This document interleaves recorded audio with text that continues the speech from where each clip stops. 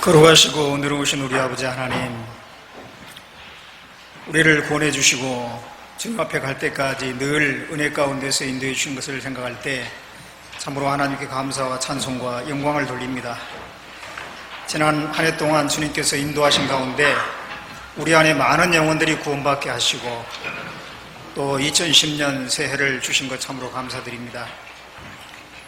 올 한 해도 주님이 함께 해주셔서 우리 가운데 계속해서 많은 영혼들이 구원받고 특별히 해외에 복음이 더 활발하게 전해져서 복음이 전해지는 곳마다 구원받는 영혼이 계속해서 일어날 수 있도록 도와주시고 또 국내의 각 교회들이 주님 인도하신 가운데 든든하게 더욱 든든하게 설 수 있도록 도와주시길 바라옵곤 합니다.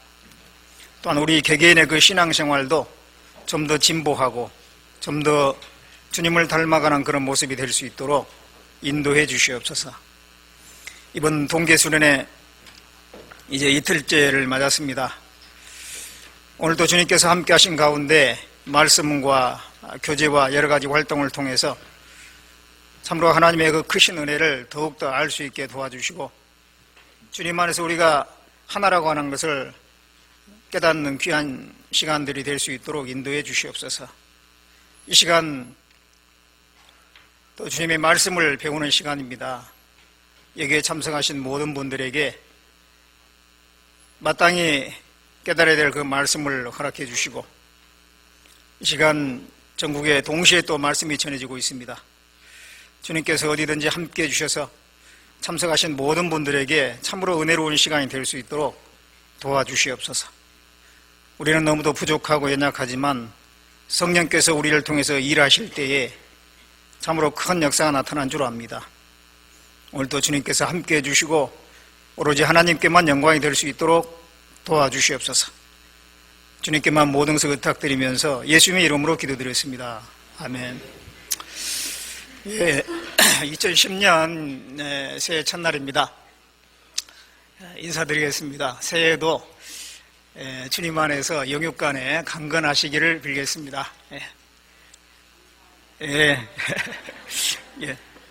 같이 골로새서 2장 보겠습니다.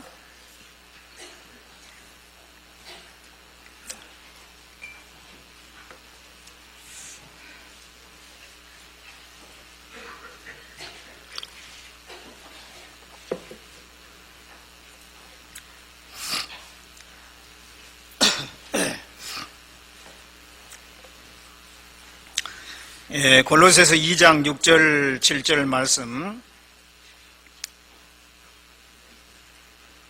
찾으셨으면 같이 읽겠습니다. 그러므로 너희가 그리스도 예수를 주로 받았으니 그 안에서 행하되 그 안에 뿌리를 밟으며 세움을 입어 교훈을 받은 대로 믿음에 굳게 서서 감사함을 넘치게 하라.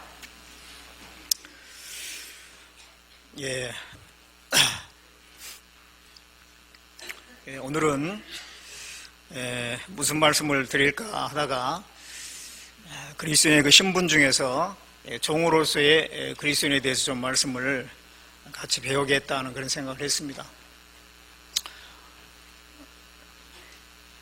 구원받으면 여러 가지 신분들이 생깁니다. 우선 우리가 잘 알고 있는 신분이 하나님의 아들이죠. 영접하는 자, 그 이름을 믿는 자에게는 하나님의 자녀가 되는 권세를 주신다고 그랬는데 우리가 구원받으면 하나님의 자녀가 됩니다. 뿐만 아니라 왕같은 제사장이다라고 했습니다. 그리고 또 그리스도의 제자입니다. 또 청직입니다. 또 그리스도의 신부라고도 합니다. 그런 여러 가지 신분이 있는데 오늘은 특별히 종으로서의 그 그리스도인에 대해서 같이 상고를 해보려고 합니다. 우리는 주님의 종이죠. 그렇다면 예수님은 우리의 주인이 되시는 겁니다. 우리의 주님이 되시는 겁니다. 그래서 주님은 우리에게 어떤 분인가, 그리고 우리는 주님 앞에 종으로서 또 어떻게 살아야 되는가라고 하는 그런 문제에 대해서 좀 상고를 해보도록 하겠습니다.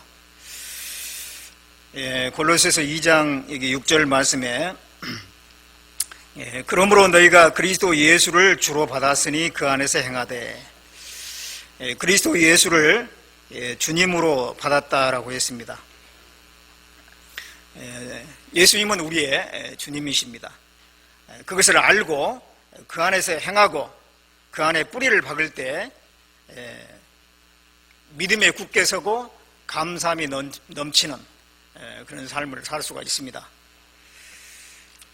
그래서 믿음에 굳게 서고 감사함이 넘치는 그 삶을 사는 것은 우리가 예수님을 주님으로 알고 그 안에서 행하고 그 안에 뿌리를 박은 그 결과적인 삶이라고 할 수가 있습니다. 예수님을 우리가 주님으로 받았다라고 했는데 정말 주님으로 생각하시나요? 저는 처음에 구원받았을 때 내가 구원받았다는 것만 알았지 예수님을 주님이라고 부르는 것이 잘 안 되더라고요. 하나님에 대한 것은 하나님은 찾고 하지만 또 예수님도 찾지만 예수님이 나의 주다, 주인이다, 얼른 그런 그 호칭이 익숙하지는 않았습니다. 그런데 나중에 신앙생활을 하면서 정말 예수님은 나의 참 주님이시다 라는 것을 참으로 깨달을 때가 있었습니다. 정말 우리가 예수님을 주님으로 생각하고 나는 예수님의 그 종으로서 생각할 뿐만 아니라 실제로 예수님을 주님으로 섬기고 나는 종으로서 종답게 살아야 될 것입니다. 우리가 종이라면 또 종답게 살아야 되죠. 말로만 종이라고 하면서 종답게 살지 않는다면 종이라고 할 수가 없을 겁니다.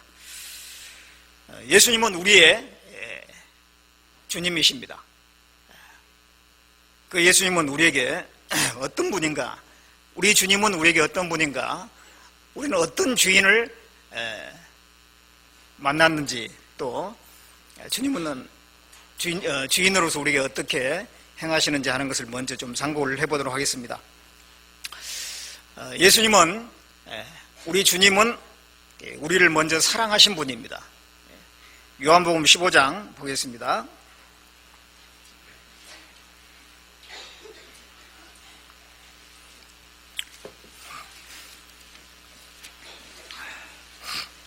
요한복음 15장 12절 보겠습니다.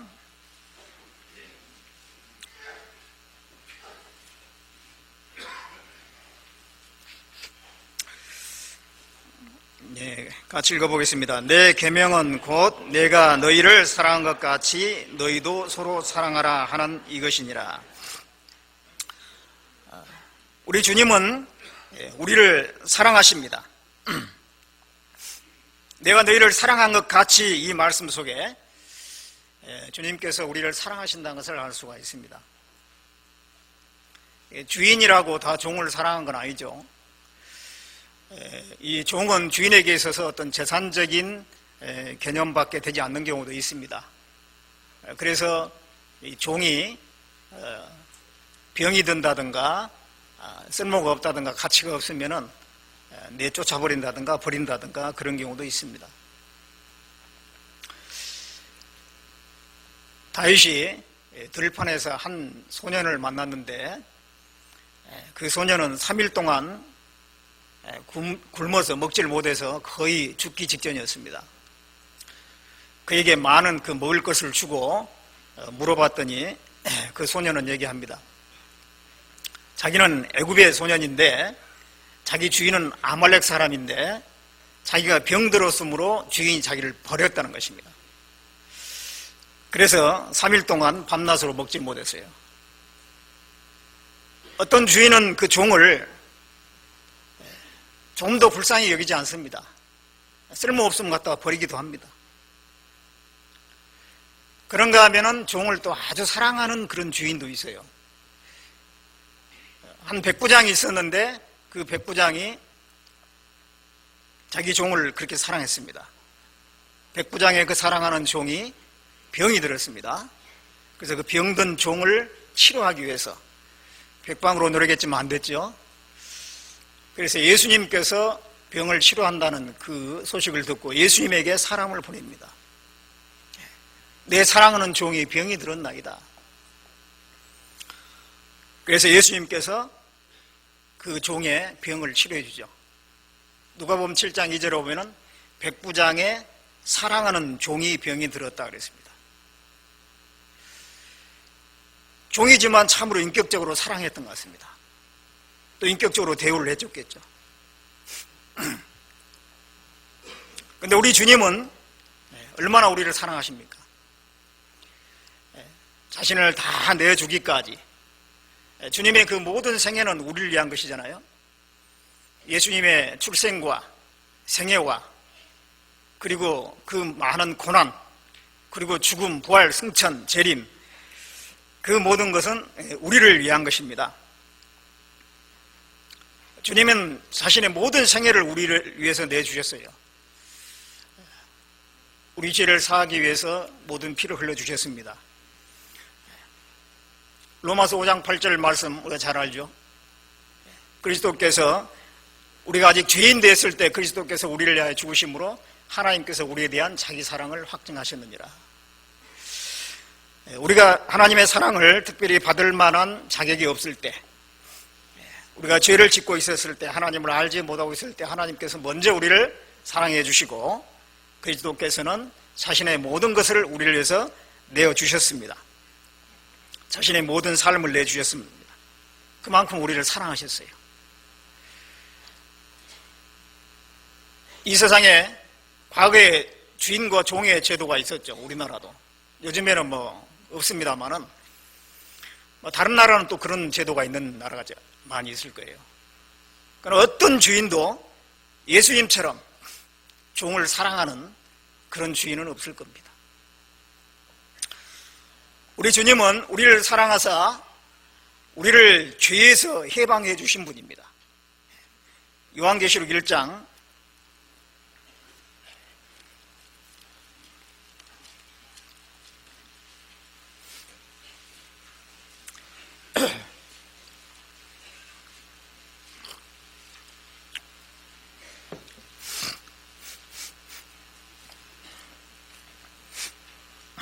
요한계시록 1장 5절 말씀 보겠습니다.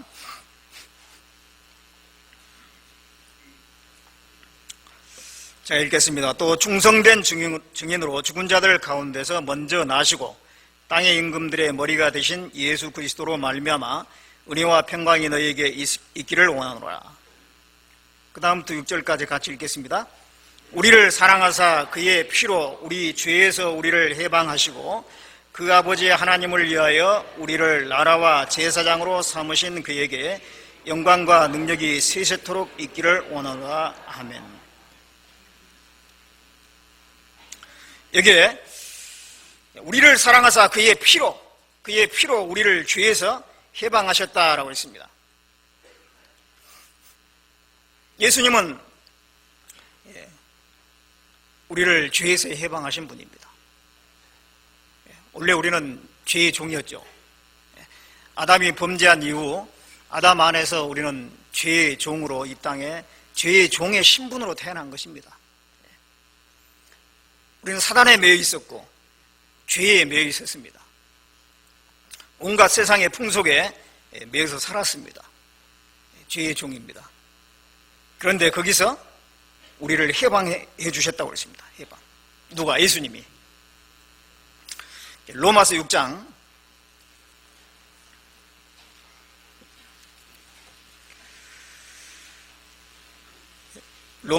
17절 보겠습니다.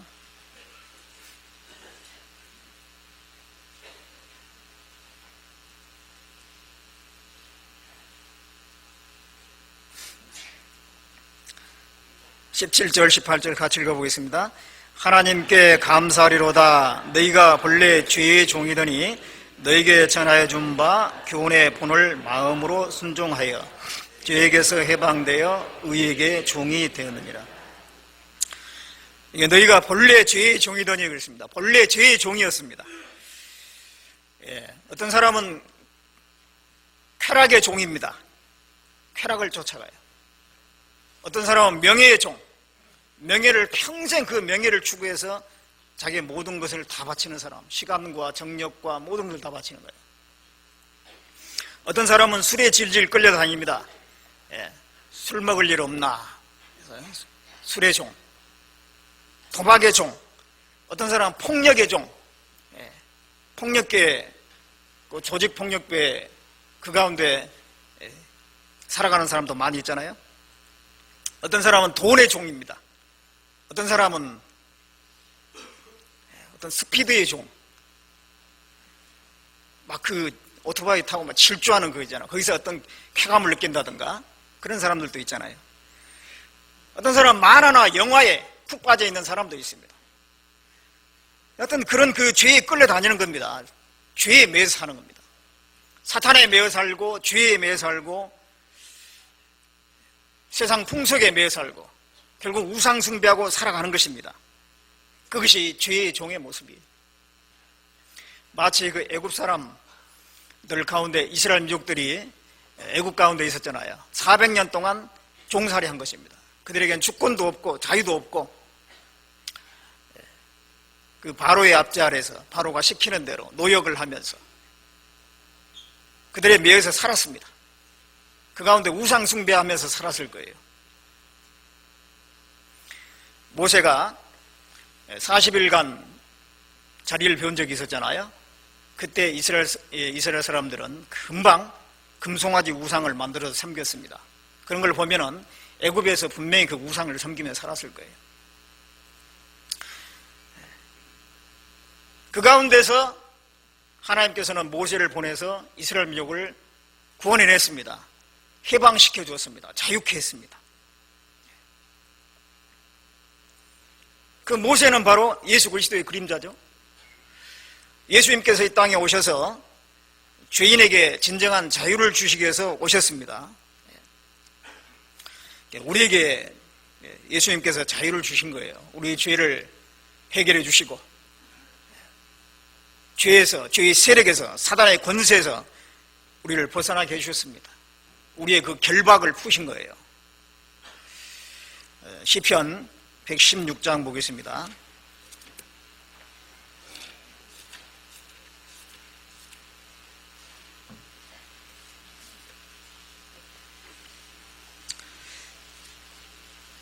시편 116장 16절입니다.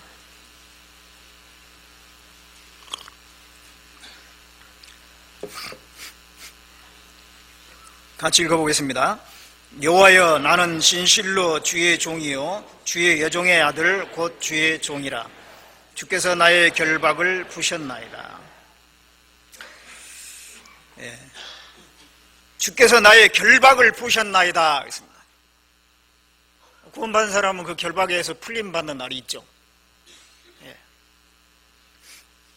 그 죄의 결박에서, 사망의 두려움에서, 사단의 그 권세 아래서 해방되는 날이 있습니다. 정말 그 지옥 가는 두려움에서, 그 죄에서 해방받는 날, 자유롭게 된 날이 있잖아요. 저도 그날 있습니다. 그때 그 생각하면 너무도 그 평안하고 자유롭고, 이제 나도 천국에 갈 수 있다. 이제 나도 이 죄 문제가 해결됐다. 지금 내가 죽어도 천국 갈 수 있다. 주님이 지금 재림하더라도 내가 들림 받을 수 있겠다. 그런 생각을 한 날이 있습니다.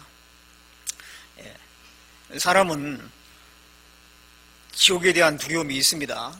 저걸 몰라서 그렇지 안다면 두려워하게 되어 있습니다. 죽음에 대한 두려움이 있습니다. 또 많은 두려움이 있습니다.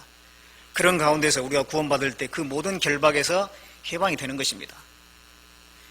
진리가 너희를 자유케 하리라. 진리를 알지니 진리가 너희를 자유케 하리라. 그 말씀대로 우리가 참 진리를 깨달았을 때 우리 마음에 자유를 얻지 않습니까? 그 자유를 얻은 뒤에 우리는 이제는 주님께 스스로 종이 되는 거예요. 여기 있는 말씀대로 여호와여, 나는 진실로 주의 종이요 주의 여종의 아들 곧 주의 종이라. 왜? 주께서 나의 결박을 푸셨기 때문에. 주께서 나를 그 죄에서, 사망에서, 지옥에서, 그 결박에서 푸셨기 때문에 우리는 자원하는 심령으로 순종의 종이 되는 것입니다. 의의 종이 되는 것입니다. 이제는 주님의 종이 되는 것입니다. 주님께서 우리를 어떻게 자유케 하셨는지 그걸 참으로 우리가 알 때 주님을 사랑하는 마음이 생기게 되어 있습니다. 주님이 어떻게 우리를 그 결박에서 푸셨어요? 그 결박에서 풀기 위해서 비싼 대가를 지불하셨잖아요. 자신의 모든 생애를 지불하셨고 모든 피를 다 쏟으신 겁니다. 에베소서 1장 7절 말씀해 보면은 그리스도 예수 안에서 그의 풍성한 은혜대로 그의 피로 말미암아 구속과 죄사함을 받았다고 했습니다. 그의 피로 예수님의 피로 구속과 죄사함을 받은 겁니다. 예수님께서 우리를 위해서 그 피를 다 흘려주셨습니다. 세상에 어떤 주인이 자기의 그 한낱 종을 위해서 자기 자신이나 자기 자식을 바치는 경우가 있냔 말이에요. 그런 경우는 없습니다. 그런데 우리 주 하나님은 우주 만물을 창조하신 하나님이세요. 광대하신 하나님. 그 우주 만물을 창조하신 하나님 앞에 우리는 우주 가운데 지구 하나도 티끌처럼 작잖아요. 그 티끌처럼 조그마한 지구 속에 살고 있는 나라고 하는 것은 얼마나 작은 존재예요. 그런 존재를 위해서 천지만물을 창조하신 하나님께서 자신을 내주셨다라고 하는 것, 그건 놀라운 사실입니다. 우리가 그걸 우리 지식으로 다 이해할 수는 없는 것 같아요. 우리가 주님 앞에 가봐야만이 그 사랑이 얼마나 큰지 더 확실하게 알 수 있을 겁니다. 그 사랑이 얼마나 큰지 참으로 알게 될 때 우리는 그 사랑을 영원히 찬양할 것 같아요. 영원히 찬양해도 부족할 거예요. 그러니까 계속 영원히 찬양하는 것이죠. 영원히 찬양할 만큼 그 큰 사랑을 우리의 지각으로 다 알기는 어려울 겁니다. 지금 현재 우리로서. 주님은 우리를 위해서 큰 대가를 지불해 주신 겁니다. 우리를 해방시켜 주시기 위해서. 그래서 우리는 주님의 것인 겁니다. 고린도전서 6장 19절 20절 말씀에 보면은 너희는 너희 것이 아니라 값으로 산 것이 되었으니 그런즉 너희 몸으로 하나님께 영광을 돌리라. 너희는 너희 것이 아니라 그랬습니다. 그러므로 우리가 내 자신을 내 것이라고 생각하는 것은 분명히 하나님의 뜻에 어긋나는 거예요. 하나님께서 너희는 너희 것이 아니라고 했기 때문에 우리가 구원받고 나서 꼭 알아야 될 것이 올바른 소유관입니다. 나는 나의 것이 아니라는 것입니다. 주님의 것이라는 것입니다. 종은 주인의 소유물이에요. 원래 그렇죠. 종은 주인의 소유물입니다. 주인에게는 많은 재산이 있는데 그 중에 한 재산 중에 일부가 종이라는 것입니다. 종은 주인의 것입니다. 그것처럼 우리는 주님의 것입니다. 내 자신, 또 내가 가지고 있는 재능, 내 재물, 내 시간, 내 건강, 심지어 내 가족까지 주님의 것인 것입니다. 그 소유관을 우리는 분명히 해야 돼요. 그렇지 않으면 온전히 살 수가 없습니다. 우리가 그리스도인으로서 많은 신분이 있지만 하나님의 아들이라고 하는 영광스러운 신분도 있지만 우리가 이 땅에 사는 동안은 종으로 살아야 된다는 것을 꼭 기억해야 됩니다. 내가 주님의 종이라는 걸 참으로 알지 못한다면 그 삶은 온전하지 못할 거라고 생각해요.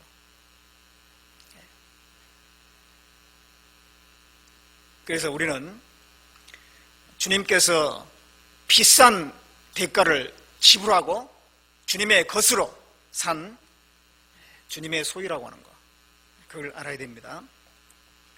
그 다음에 우리 주님은 우리를 또한 공급하시는 분입니다. 이 주인은 종의 필요를 채우잖아요. 그래서 주인은 종을 부려먹으려면 음식도 줘야 되고 옷도 줘야 되고 또 생활도구도 줘야 됩니다. 뿐만 아니라 농사를 짓게 하려면 농기구도 사줘야 되고 그런 건 다 주인이 이렇게 공급해 주는 거예요. 종은 그것을 받아서 주인을 위해서 일하는 것입니다. 마찬가지로 우리 주님은 우리의 필요한 것, 영혼에 필요한 것, 육신에 필요한 것, 그 필요를 공급해 주시는 분입니다. 주님은 우리의 그 영혼에 필요한 것을 공급하신 분이에요. 에베소서 4장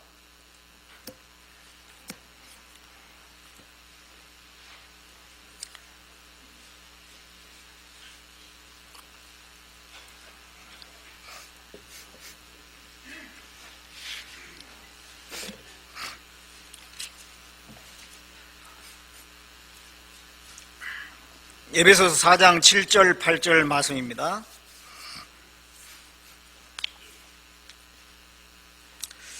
자, 이어서 같이 읽겠습니다. 우리 각 사람에게 그리스도의 선물의 분량대로 은혜를 주셨나니 그러므로 이르기를 그가 위로 올라가실 때에 사로잡힌 자를 사로잡고 사람들에게 선물을 주셨다 하였도다. 예. 이게 그리스도께서 선물을 우리에게 주셨습니다. 그가 위로 올라가실 때에 사로잡힌 자를 사로잡고, 사로잡힌 자, 우리가 죄에 사로잡히고 사단의 권세, 영원한 지옥의 형벌에 갈 수밖에 없는 그런 운명에 사로잡혀 있었는데 주님께서 우리를 해방시켜 주시고 주님의 것으로 사로잡아 주셨습니다. 그런 다음에 사람들에게 선물을 주셨다 그랬습니다. 구원받은 사람에게 선물, 한 가지가 아니라 여러 가지를 주신 겁니다. 영어 성경에 선물들이라고 되어 있어요. 구원받은 사람에게 선물들을 주시는 겁니다. 선물들. 영혼에 필요한, 또 주님을 위해서 사는데 필요한 모든 은사를 주시는 것입니다. 주님이 주신 것을 우리가 받지 않고서는 주님을 위해서 살 수가 없잖아요. 주님은 우리를 구원해 주셨을 뿐만 아니라 주님을 위해서 살 수 있도록 여러 가지 은사를 주세요. 로마서 8장 32절 말씀에 자기 아들을 아끼지 아니하고 우리 모두에게 내주신 분이 아들과 함께 모든 좋은 것을 은사로 주시지 않겠느냐 그랬습니다. 아들을 내주신 분께서 다른 은사는 주시지 않겠느냐. 그건 부수적인 것으로 따라오는 것입니다. 그래서 우리가 주님을 위해서 살 수 있도록 또 우리가 신앙생활 하는데 필요한 것들, 그런 것들을 분명히 주세요. 말씀을 깨닫게 해주시고 우리 영혼은 말씀을 계속 양식처럼 먹어야 되기 때문에 내가 원하고 바란다면 주님께서는 언제든지 깨닫게 해주시는 겁니다. 내가 원하고 바라지 않기 때문에, 내가 말씀을 멀리하기 때문에 깨닫지 못하는 것이지 가까이 하고 내가 원하면 사모하는 영혼을 만족케 하신다는 말씀대로 우리 마음에 분명히 채워주시는 말씀이 있는 것입니다. 교제를 통해서 우리가 알아야 될 것을 또 알게 해주시는 거예요. 어떤 능력을 공급해 주시는 것입니다. 우리 이런 모임을 통해서 하나님께서 우리에게 주시고자 하는 것이 분명히 있습니다. 또 내가 어떤 봉사를 할 때 그 봉사할 수 있는 능력을 주세요. 그래서 빌립보서 3장 3절에 보면 성령으로 봉사라고 되어 있습니다. 성령으로. 사도 바울도 자기의 능력으로 하나님의 일을 한 것이 아닙니다. 내가 주께 받은 것을 너에게 전했다라고 했어요. 주님으로부터 받아서 받은 것을 전하는 하나의 통로 역할을 한 것뿐입니다. 우리도 주님으로부터 받아야만 됩니다. 주님은 우리에게 많은 걸 주시려고 하셔요. 우리 영혼에 필요한 것, 우리 신앙생활에 필요한 것을 많이 주십니다. 그것을 받아서 우리가 봉사하고 섬기는 일을 하는 것입니다. 그래서 주님께 봉사할 때 주님께서 주신 힘으로 하는 것 같이 하라. 주님의 공급하시는 힘으로 하는 것 같이 하라 그랬습니다. 왜? 실제로 주님이 공급하시는 힘으로 하기 때문에.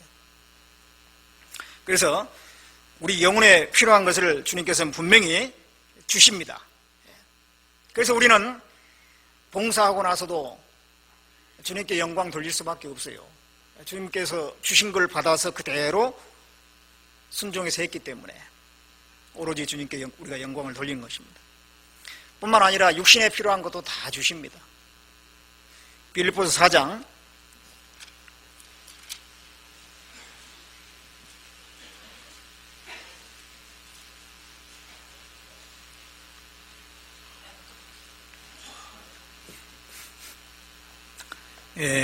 4장 19절 말씀입니다.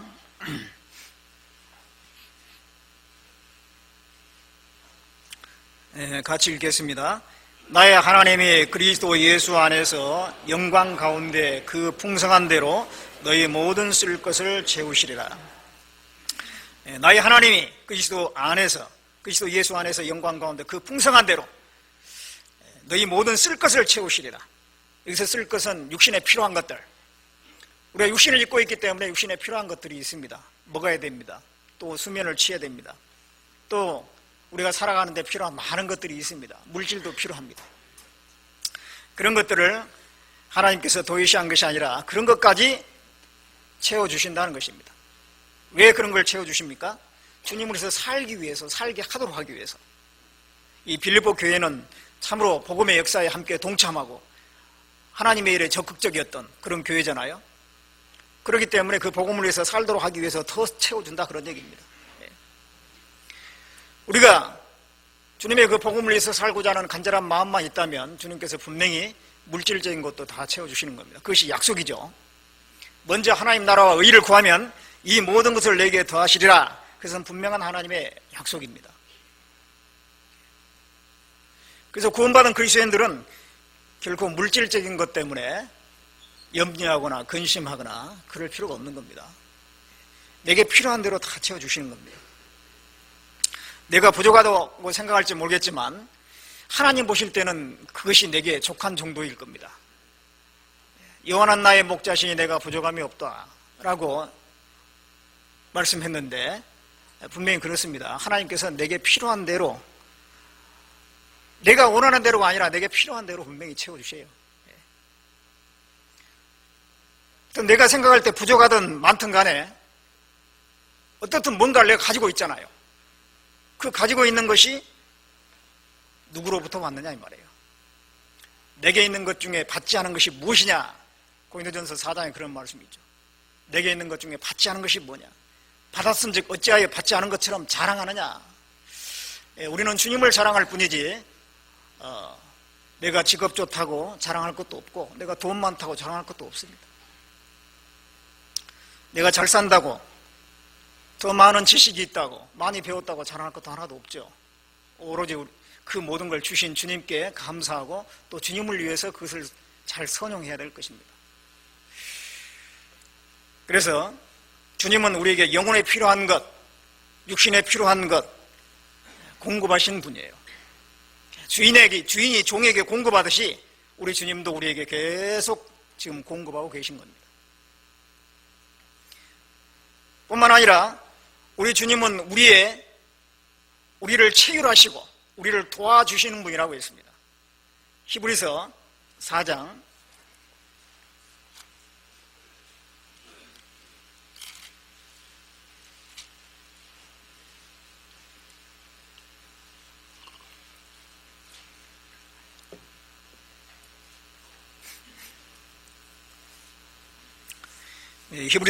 15절 말씀 보겠습니다.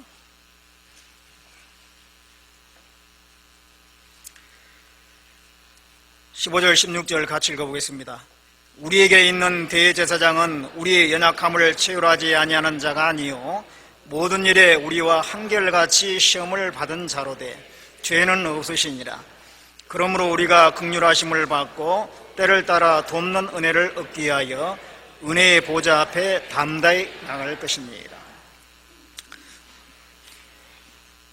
우리에게 있는 대제사장 우리 주님은 우리 연약함을 체휼하신 분이다. 체휼이라고 하는 것은 높은 사람이 낮은 사람의 상태를 잘 헤아려서 불쌍히 여겨주고 살펴주는 것을 체휼이라고 합니다. 우리 주님은 그렇다는 것입니다. 원래 이 부자는 가난한 자의 심정을 잘 몰라요. 어렸을 적부터 부잣집에 태어나가지고 나중에 부자로서 계속 살아가는 사람은 가난한 사람의 그 마음을 어떻게 헤아리겠어요? 자기가 경험해보지 않았기 때문에. 항상 건강한 사람은 병약한 사람, 저처럼 좀 연약한 사람 있잖아요. 심정을 이해를 잘 못합니다. 어떤 그런 것 같더라고요. 항상 건강한 사람 보면은 말이 잘 안 통해요.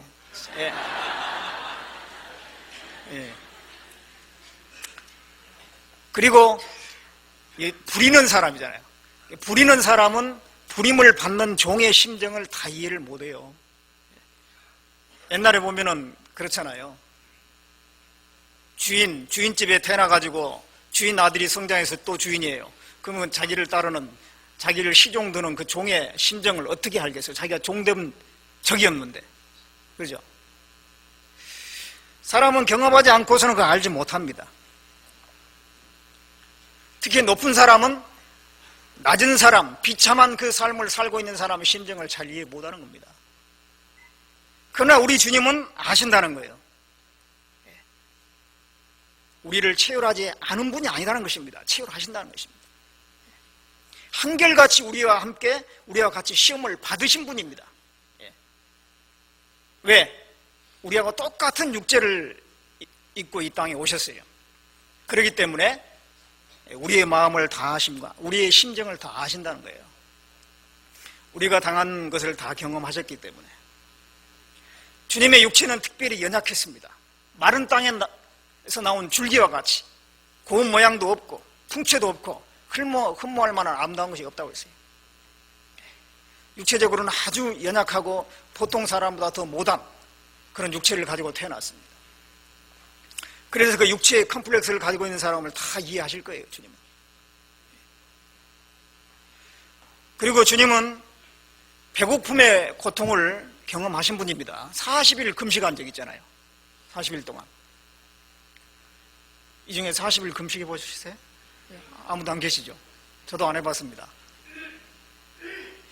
예, 그 배고픔의 그 고통을 경험한 사람은 많이 있을 거예요. 그러나 주님은 그보다 훨씬 더 큰 고통을 당하신 겁니다. 40일 금식하셨어요. 그리고 주님께서 사시는 그 당시에는 늘 진수성찬에 식사하는 그런 시대가 아닙니다. 아주 그 먹기 어려운 시대였어요. 특히 로마의 그 앞자리에 있는 이스라엘 땅에 먹을 것이 뭐 얼마나 있겠어요. 아주 단조로운 식사를 했습니다. 그렇기 때문에 주님은 그런 사람의 마음을 아세요. 주님은 가난의 고통과 질병의 고통을 아신 분이라고 했어요. 강고를 아시며 질고를 겪으신 분이라고 했어요. 가난의 고통과 질병의 고통. 그 몸이 피곤할 때도 있고 제자들과 함께 배를 타고 가시다가 피곤해서 주무셨어요. 질병도 걸렸을 겁니다. 우리의 심정을 아시는 겁니다. 또 어렸을 적에 아주 가난한 집에서 자랐습니다. 요셉은 가난한 사람이에요. 가난한 목수입니다. 그래서 가난이 뭔가라는 것도 예수님은 아세요. 그리고 사람들에게 오해와 비방도 받았습니다. 유대인들이 그랬잖아요. 예수님을 이 사마리아 사람이다. 또 귀신 들렸다. 사마리아 사람이라는 것은 뭐예요? 순수한 유대인 혈통이 아니라 그런 얘기입니다. 이방인과 섞였다는 거예요. 섞였다. 그런 오해를 받았습니다. 귀신 들렸다. 능력을 행하니까 귀신의 힘을 빌려서 그런 병을 고친다든가 능력을 행한다, 이적을 행한다 그런 거예요. 또 세리와 죄인들의 친구다. 여러 가지로 비방을 받고 오해를 받았어요. 우리도 그럴 때 있잖아요. 주님은 우리의 마음을 아십니다. 주님은 배반을 당하셨습니다. 3년 동안 그렇게 사랑했던, 끝까지 사랑했던 가룟 유다에게 끝까지 배반을 당했잖아요.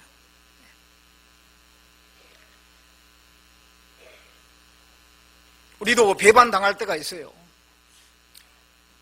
정말 친한 친구였는데 복음 전하니까 싹 돌아서 버리고,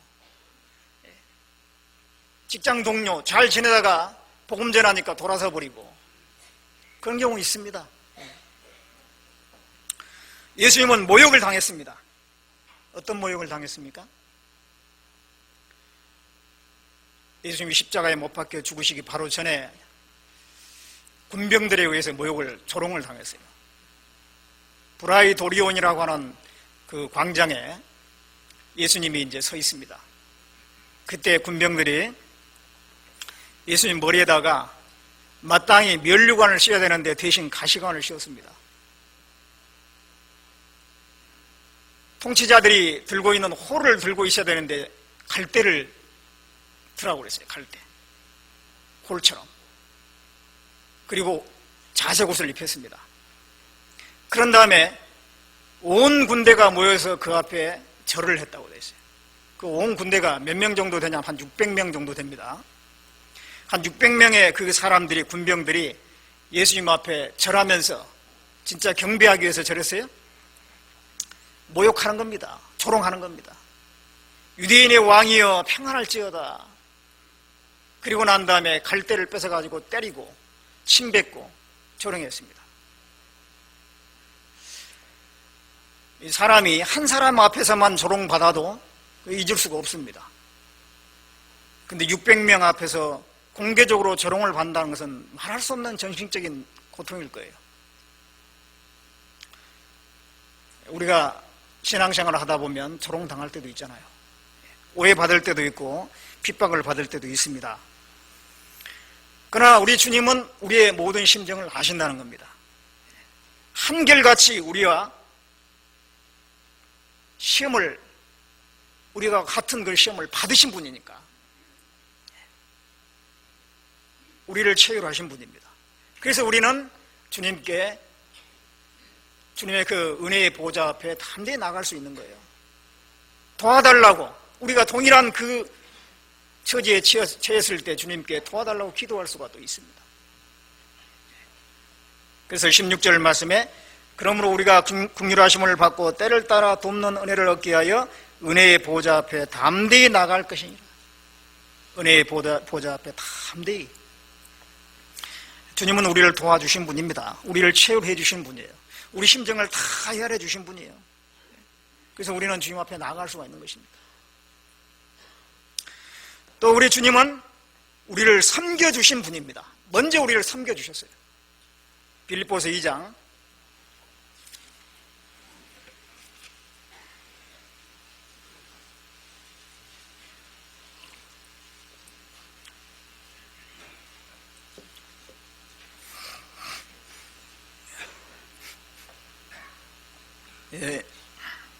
2장 5절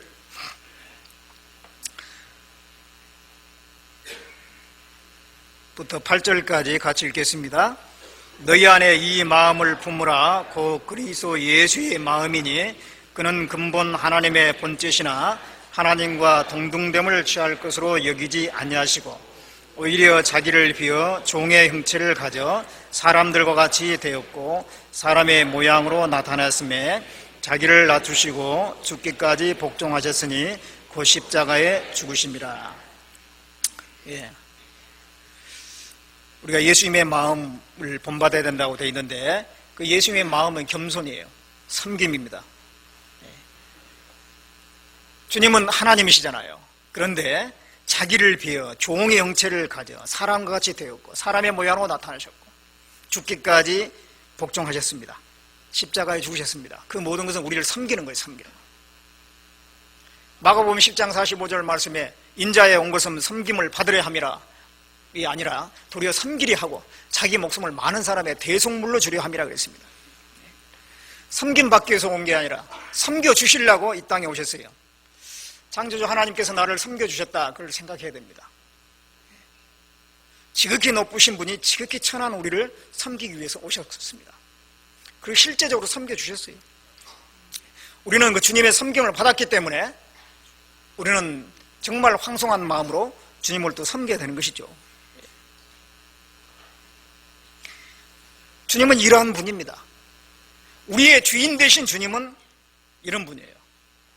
우리를 사랑하신 분이고 우리를 사랑하셔서 우리를 죄에서 해방하신 분입니다. 우리를 공급하신 분입니다. 우리를 체휼해 주신 분이고 우리를 섬겨주신 분입니다. 그래서 우리는 주님을, 우리 주 예수 그리스도를 주님이라고 부를 수 있는 것입니다. 주님으로 섬길 수 있는 거예요. 참으로 예수 그리스도의 그 사랑을 깨달은 사람은 예수님을 주라고 부르게 될 겁니다. 그리고 주님으로 섬기게 될 거예요. 주님을 알지 못한다면 주님으로 진정 섬길 수가 없습니다. 가룟 유다는 3년 반 동안 예수님을 따라다녔지만 예수님을 주라고 부른 적이 없어요. 가룟 유다는 예수님을 참으로 깨달은 적이 없으니까. 만찬석상에서 예수님께서 너희 중에 한 사람이 나를 팔리라 그랬을 때 가룟 유다는 라비어 내니까 그랬어요. 주님이라고 안 했습니다. 라비어 선생님.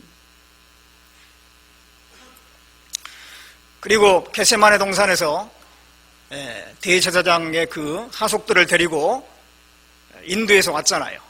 가룟 유다가. 그때도 예수님 앞에서 랍비여 안녕하시옵니까? 주여 그러지 않았습니다. 선생님. 예수님을 참으로 알지 못하는 사람은 예수님을 선생 정도, 4대 성인 중에 한 사람 정도, 선지자 정도 그렇게 생각할 거예요. 가룟 유다처럼. 그러나 베드로는 끝까지 주님이라고 했습니다. 주님, 내가 죽을지언정 주를 부인하지 않을 것입니다. 물론 베드로도 처음에는 예수님을 선생이라고 그랬어요. 베드로가 이제 예수님 처음 만났을 때 밤이 맞도록 갈릴리 호수에서 물고기를 잡았지만 한 마리도 잡지 못했습니다. 그래서 이제 새벽이 됐는데 그때 예수님을 만났죠. 예수님께서 쭉 말씀하시고 난 다음에 베드로에게 깊은 데로 가서 그물을 내려서 고기를 잡으라 그랬습니다. 그때 베드로가 선생이여 그랬어요. 그때 선생이라고 그랬습니다. 선생이여, 우리가 밤이 맞도록 수고하였으되 얻은 것이 없지만 말씀에 의지하여 그물을 내리리이다. 그래서 가서 이제 그물을 내렸는데 그물이 찢어질 정도로 물고기가 잡혔죠. 그때 베드로는 그 예수님의 신성을 본 것 같습니다. 예수님의 무릎 아래 엎드렸다고 했어요. 엎드려서 주여 나를 떠나소서 나는 죄인이로소이다. 그때 예수님을 주라고 불렀어요. 방금 전에 선생이라고 했는데 주로 바뀌었습니다. 그 뒤로 베드로는 성경을 찾아보면 계속 예수님을 주여 주여 계속 주라고 그랬어요. 끝까지 줍니다. 그는 예수님을 참으로 알게 된 거예요. 예수님 안에 신성을 발견한 겁니다. 도마도 예수님이 부활하신 뒤에 그 부활하신 예수님을 처음에는 믿지 않았었죠. 나중에 이제 부활하신 주님을 보고 나의 주시여 나의 하나님이시니이다. 예수님의 신성을 봤을 때 참으로 주라고 고백했습니다. 우리가 구원받을 때 예수님이 하나님이라는 걸 압니다. 물론 예수님이 내 죄를 영원히 속죄해 주셨다는 것도 깨닫고 예수님은 하나님이라는 걸 알아요. 예수님이 단순한 인간이 아니라는 걸 압니다. 그리고 우리는 예수님을 하나님으로 섬깁니다. 그때 우리는 예수님을 주라고 부르는 거예요. 우리는 주님을 참으로 알았습니다. 이제 우리의 나머지 삶은 주님을 참으로 섬기는 삶이에요. 이제.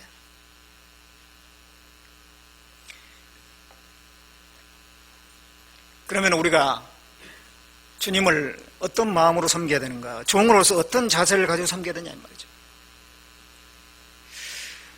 내가 종이란 걸 먼저 알아야 됩니다. 내가 종으로 살려면 내가 종이란 걸 알아야 돼요.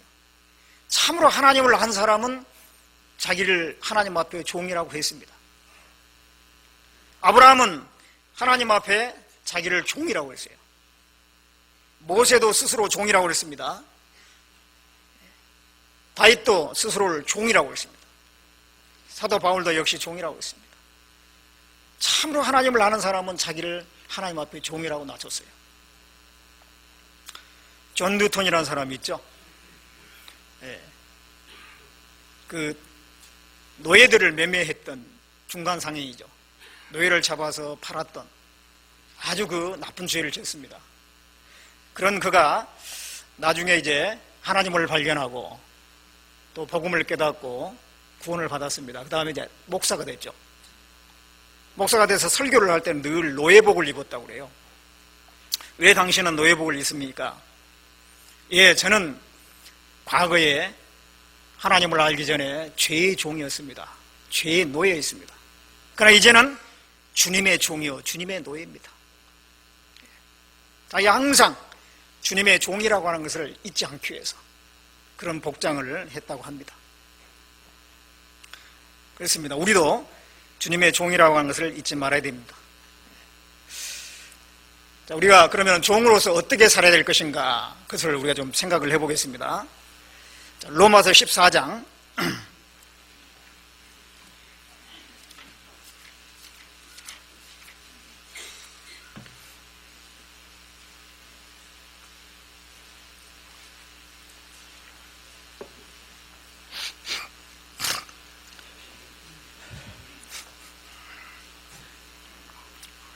로마서 14장 7절부터 보겠습니다. 7절부터 9절까지 같이 읽어보겠습니다. 우리 중에 누구든지 자기를 위하여 사는 자가 없고 자기를 위하여 죽는 자도 없도다. 우리가 살아도 주를 위하여 살고 죽어도 주를 위하여 죽나니 그러므로 사나 죽으나 우리가 주의 거리로다. 이를 위하여 그리스도께서 죽었다가 다시 살으셨으니 그 죽은 자와 산 자의 주가 되려 하심이니라. 우리 중에 누구든지 자기를 위해 사는 자가 없고 자기를 위해 죽는 자도 없다. 아주 당연하게 이렇게 말씀하고 있어요. 자기를 위해서 살지 말고 자기를 위해서 죽어도 안 된다. 그걸 가르치는 것이 아니라 우리 중에 그런 사람 없다. 자기를 위해서 살지 않고 자기를 위해서 죽지 않고 오로지 주님을 위해서 살고 죽는 것이 당연한 것처럼 이렇게 말씀하고 있습니다. 그래서 우리가 살아도 주를 위하여 살고 죽어도 주를 위하여 죽나니 그러므로 우리가 사나 죽으나 우리가 주의 것이다. 우리는 주님의 것이기 때문에 살든지 죽든지 주님을 위해서 살고 죽고 하는 것이 마땅하다, 그런 얘기입니다. 왜? 이를 위하여 그리스도께서 죽었다가 다시 살아나셨으니 곧 죽은 자와 산 자의 주가 되려 하심이라. 우리의 주가 되기 위해서 죽었다가 부활하신 거예요. 우리를 주님의 것으로 삼기 위해서 주님께서 죽었다가 부활하신 것입니다. 그렇기 때문에 우리는 주님의 소유고 이제는 주님을 위해서 살아야 된다는 것입니다. 종은 주인을 위해서 살아야 돼요. 과거에 이렇게 조선시대에 종이 있었잖아요. 종이 있는데 종이 딴살림 차리고 종이 자기를 위해서 뭔가 다른 것을 계획하고 그걸 주인이 한다면 가만 놔둘 리가 없어요. 종은 오로지 주인을 위해서 일하고 주인을 위해서 살아야 돼요. 종의 삶은 결국은 모든 것이 주인에게 돌아가야 돼요. 그것이 마땅한 거기 때문에. 왜? 주인의 소유니까. 이 소를 이제 키우잖아요. 주인이 키우면은 소에게 여물도 주고 여러 가지 해줍니다. 그러면 그 소는 어떻게 합니까? 주인을 위해서 일합니다. 밭을 갈고 논을 갈고 그 많은 일을 해요. 나중에는 어떻게 해요? 이제 힘이 빠지면은 도살창에 가죠. 고기까지 다 바치는 거예요. 주인을 위해서 죽도록 일하고 결국은 고기까지 다 바치는 거예요. 그게 소입니다. 그게 주인에게 충성하는 그 소의 모습입니다. 우리가 바로 그런 모습이어야 되죠. 갈라디아서 2장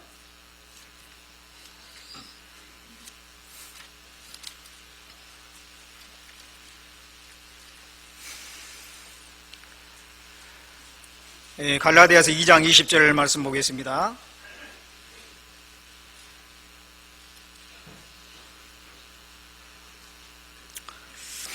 같이 읽어보겠습니다. 내가 그리스도와 함께 십자가에 못 박혔나니 그런즉 이제는 내가 산 것이 아니요 오직 내 안에 그리스도께서 사신 것이라. 이제 내가 육체 가운데 사는 것은 나를 사랑하사 나를 위하여 자기 몸을 버리신 하나님의 아들을 믿는 믿음 안에서 사는 것이라. 이 말씀은 사도 바울이 하신 개인적인 그 신앙 고백이라고 할 수 있을 겁니다. 그런데 이것은 모든 그리스도인이 가지고 있어야 될 마음이죠. 내가 그리스도와 함께 십자가에 못 박혔나니 그런즉 이제는 내가 산 것이 아니요 오직 내 안에 그리스도께서 사신 것이다. 내가 산 것이 아니고 내 안에 그리스도께서 사신 것이다. 이 말씀을 우리가 잘 이해해야 되잖아요. 잘못하면 이제는 내가 산 것이 아니고 내 안에 주님께서 사신 것이 있기 때문에 내가 하는 모든 행동은 주님으로부터 나온 것이다. 그렇게 받아들이면 안 돼요. 내가 잘못 행동해놨고 내가 말씀에 어긋나는 행동 하면서도 이게 주님으로부터 기록된 것이다. 모든 게 주님의 뜻이다. 알라 믿는 사람들이 뭐 알라의 뜻이다 하는 것처럼, 인시알라 그런 것처럼 말이죠. 이 말씀은 그 말씀이 아니죠. 예. 이제 내가 산 것이 아니고 내 안에 그리스도께서 사신 것이다라는 것은 나는 종으로 있고 주님이 나의 주인이다 이 말입니다. 전에는 내가, 주님이 안 계셨으니까 내가 주인이었어요. 내가 내 마음대로 나를 경영하면서 살았습니다. 그러나 이제 나는 종의 위치로 내려갔습니다. 주님께서 나의 진정한 주인이시다는 것입니다. 나는 주님에게 순종해서 사는 거예요. 주님을 위해서 사는 것이라는 것입니다. 그래서 내가 산 것이 아니고 오직 내 안에 그리스도께서 사신 것이다. 주님이 온전한 주인으로서 살 때 오직 내 안에 그리스도께서 사신 것이 될 겁니다. 나하고 내 생각하고 주님의 생각하고 자꾸 다툴 때는 오직 내 안에 그리스도께서 사신 것은 아니겠죠. 서로 그냥 주가 되려고 다투는 거예요. 그러나 내가 안전한 종이 됐을 때 오직 사도 바울처럼 그리스도께서 내 안에 그리스도께서 사신 것이다. 우리가 나머지 삶은 주님을 위해서 사는 삶입니다. 우리가 구원받기 전에는 다 자기를 살아요. 사람은 원래 이기적인 것입니다. 자기 중심적이고 자기에게 얼마나 이익이 되겠는가, 득이 되겠는가, 얼마나 손해가 되겠는가, 그런 것에 대해서 굉장히 우리는 예민합니다. 그러나 구원받고 나면은 이제는 자기를 위해서 살았던 삶 뒤로 밀어놓고 주님을 위해서 사는 삶으로 바꿔가야 되겠죠. 점점 바꿔가야 됩니다. 그래서 우리도 이 사도 바울과 같은 그런 신앙 고백이 나올 수 있다면 얼마나 좋겠습니까? 오직 내 안에 그리스도께서 사신 것이다.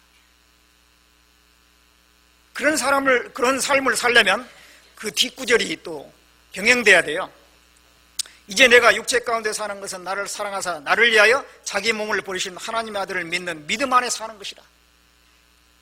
하나님 아들을 믿는 그 믿음 안에서 살지 않고서는 주님을 위해서 진정 살 수가 없어요.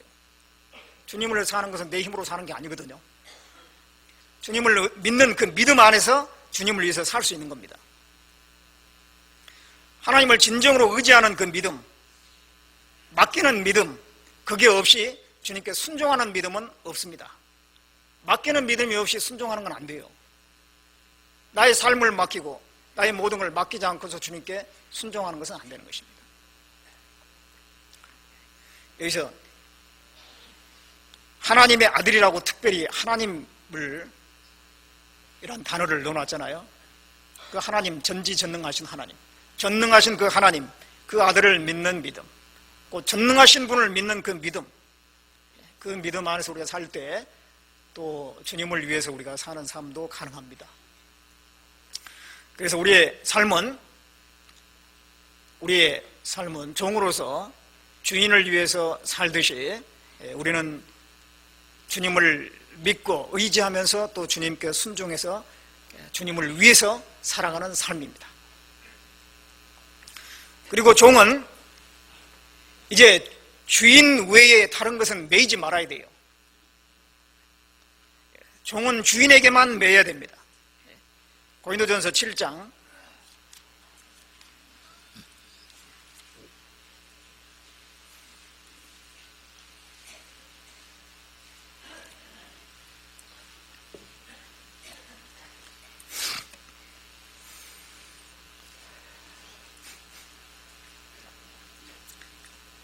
고린도전서 7장 22절 23절입니다.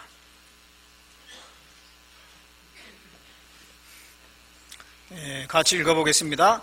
주 안에서 부르심을 받은 자는 종이라도 주께 속한 자유자요, 또 이와 같이 자유자로 있을 때 부르심을 받은 자는 그리스도의 종이니라. 너희는 값으로 사신 것이니 사람들의 종이 되지 말라.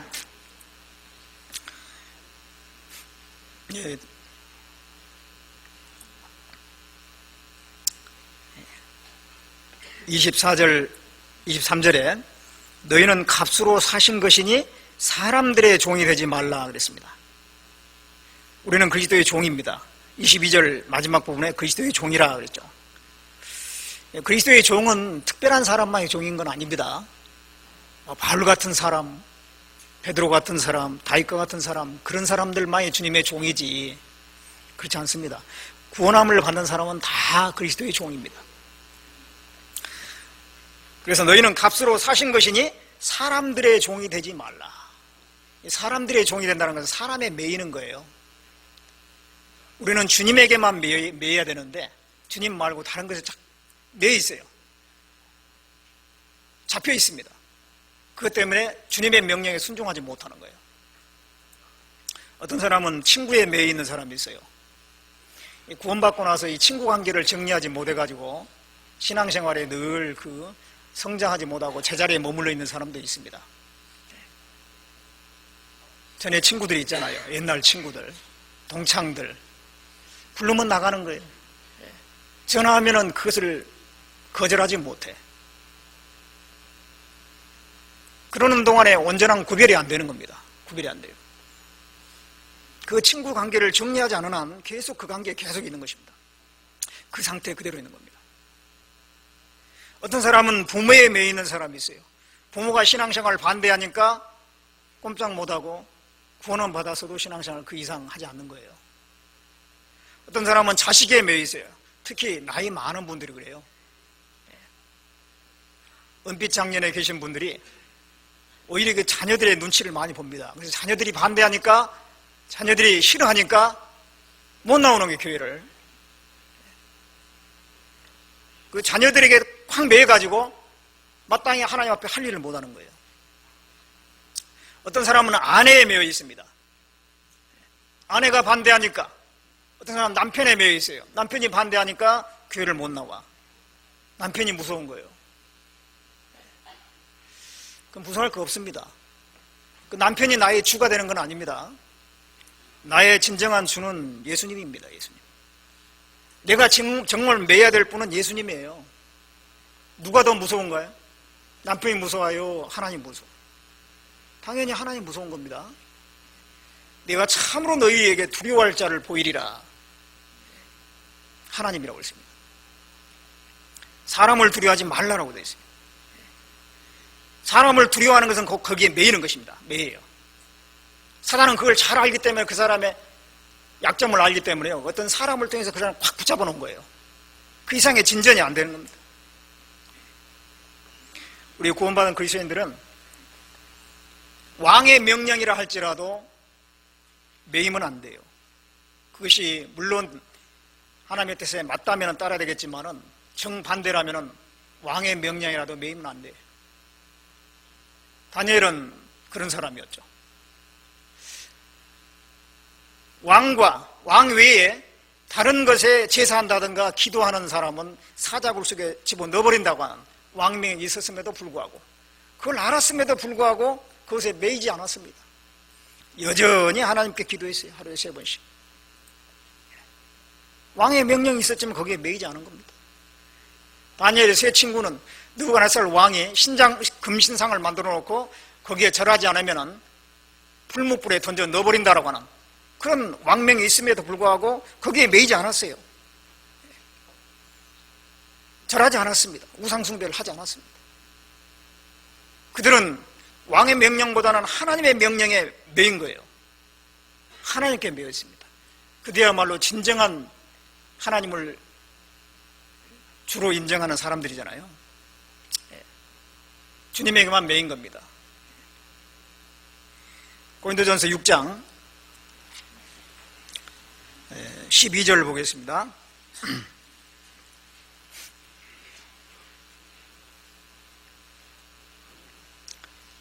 고린도전서 6장 12절 말씀 같이 읽어보겠습니다. 모든 것이 내게 가하나 다 유익한 것이 아니요 모든 것이 내게 가하나 내가 아무에게든지 제재를 받지 아니하리라. 모든 것이 내게 가하나, 구원받은 그리스도인들은 뭐든지 할 수가 있죠. 자유가 있습니다. 우리에게 자유를 하나님 주셨어요.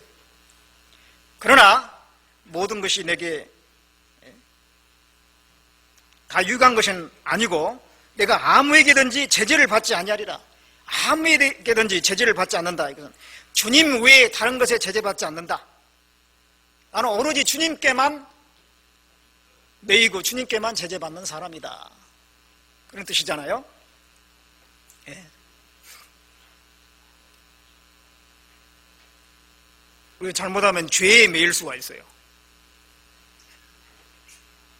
죄에서 벗어나는데 하나님은 우리를 죄에서 해방시켜 줬는데 일단은 구원을 받고 그 다음에 다시 옛날로 돌아가서 죄에 매이는 경우가 있습니다. 죄의 제재를 받는 거예요. 히브리서 12장 1절 말씀에 모든 무거운 것과 얽매기 쉬운 죄를 벗어버리라 그랬죠. 무거운 것과 얽매기 쉬운 죄, 그 죄들이 나를 제재합니다. 내가 거기에 매일 수가 있습니다. 어떤 사람은 옛 습관에 매여 있어요.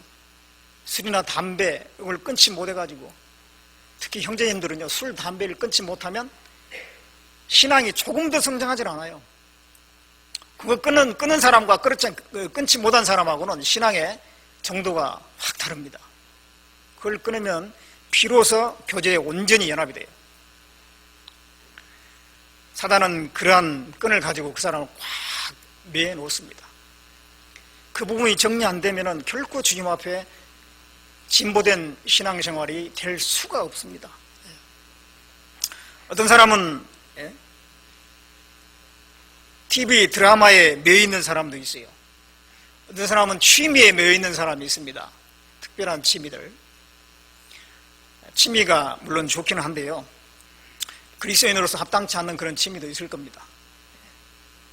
그리스도인에게 뭔가, 그는 자기 양심이 자기 알 거예요. 이건 뭔가 아닌 것 같다. 너무 시간을 많이 뺐고 너무 물질을 많이 소모하고 그런 것.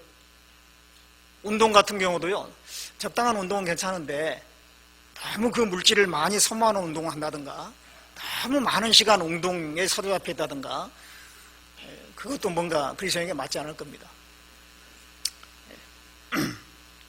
어떻든 우리가 뭔가 그 매여 있다면 벗어나야 됩니다. 우리는 주님에게만 매여야 돼요. 모든 무거운 것과 얽매기 쉬운 죄를 벗어버려야만이 주님 앞에 우리가 가벼운 마음으로 오로지 주님만 바라보고 신앙생활을 할 수가 있을 겁니다. 그래서 이 종은 주인에게만 매여야 돼요. 우리는 주님 외에 다른 것에 매이지 않도록 예를 써야 됩니다. 그리고 종은 주인을 높이고 자신을 낮춰야 됩니다. 시편 115장 보겠습니다.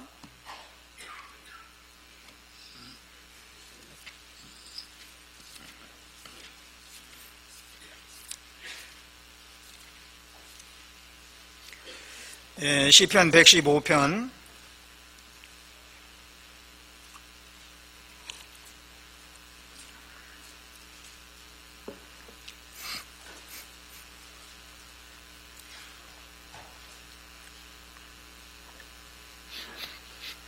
1절 말씀입니다. 찾으셨으면 같이 읽겠습니다. 여호와여, 영광을 우리에게 돌리지 마옵소서. 우리에게 돌리지 마옵소서. 오직 주의 인자하심과 진실하심을 인하여 주의 이름에 돌리소서.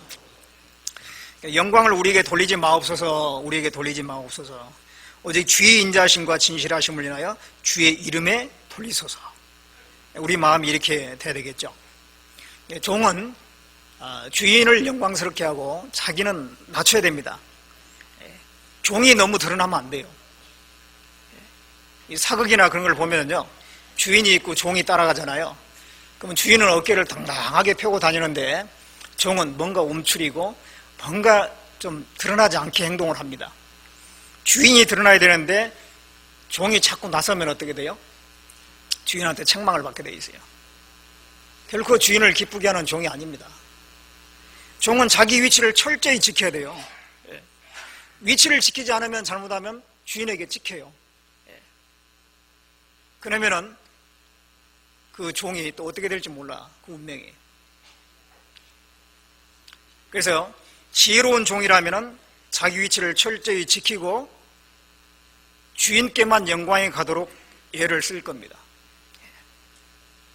그런데 이제 어떤 경우는 이거 역사 가운데 보면은요, 종이 상전을 뒤엎어버리고 또는 그 신하가 왕을 섬겨야 되는데 왕을 처단하고 스스로 왕이 되는 그런 경우가 있잖아요. 그런 경우는 상당한 문제가 생기는 거예요. 역사 가운데 회오리가 이제 붑니다. 그래서 많은 사람의 사륙이 벌어지고 사회 질서에 심각한 해악을 끼치게 돼 있어요. 질서가 무너져 버리니까 아주 문제가 많이 생기는 것입니다.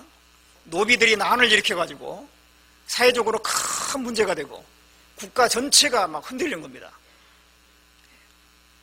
잠언 30장에 보면은 세상을 진동케 하고 세상으로 견딜 수 없게 하는 것이 있는데 그 중에 한 가지가 종이 임금된 것이라고 했어요. 종은 종의 위치를 지켜야 되는데 종이 임금돼 버리면 세상이 진동한다는 거예요. 세상으로 견딜 수 없게 한다는 것입니다. 하나님은 질서의 하나님이세요. 그래서 우주 만물을 보면 얼마나 참 질서 정연하게 되어 있는지 몰라요. 태양계 하나만 보더라도 태양을 중심으로 해가지고 9개 행성, 요즘에는 마지막 그 명왕성이 태양계에 소속되지 않았다고 그러잖아요. 8개 행성, 태양을 중심으로 해서 자기 위치를 지키면서 일정하게 돌아가고 있습니다. 그 위치를 지키고 있어요. 만일 이 지구가 태양과의 그 일정한 거리를 어겨버리고 떠나가 버린다면, 태양계에서 벗어난다면 생명체가 살 수 없을 뿐만 아니라 그냥 땅덩어리에 불과해요. 아무 쓸모 없는 거예요.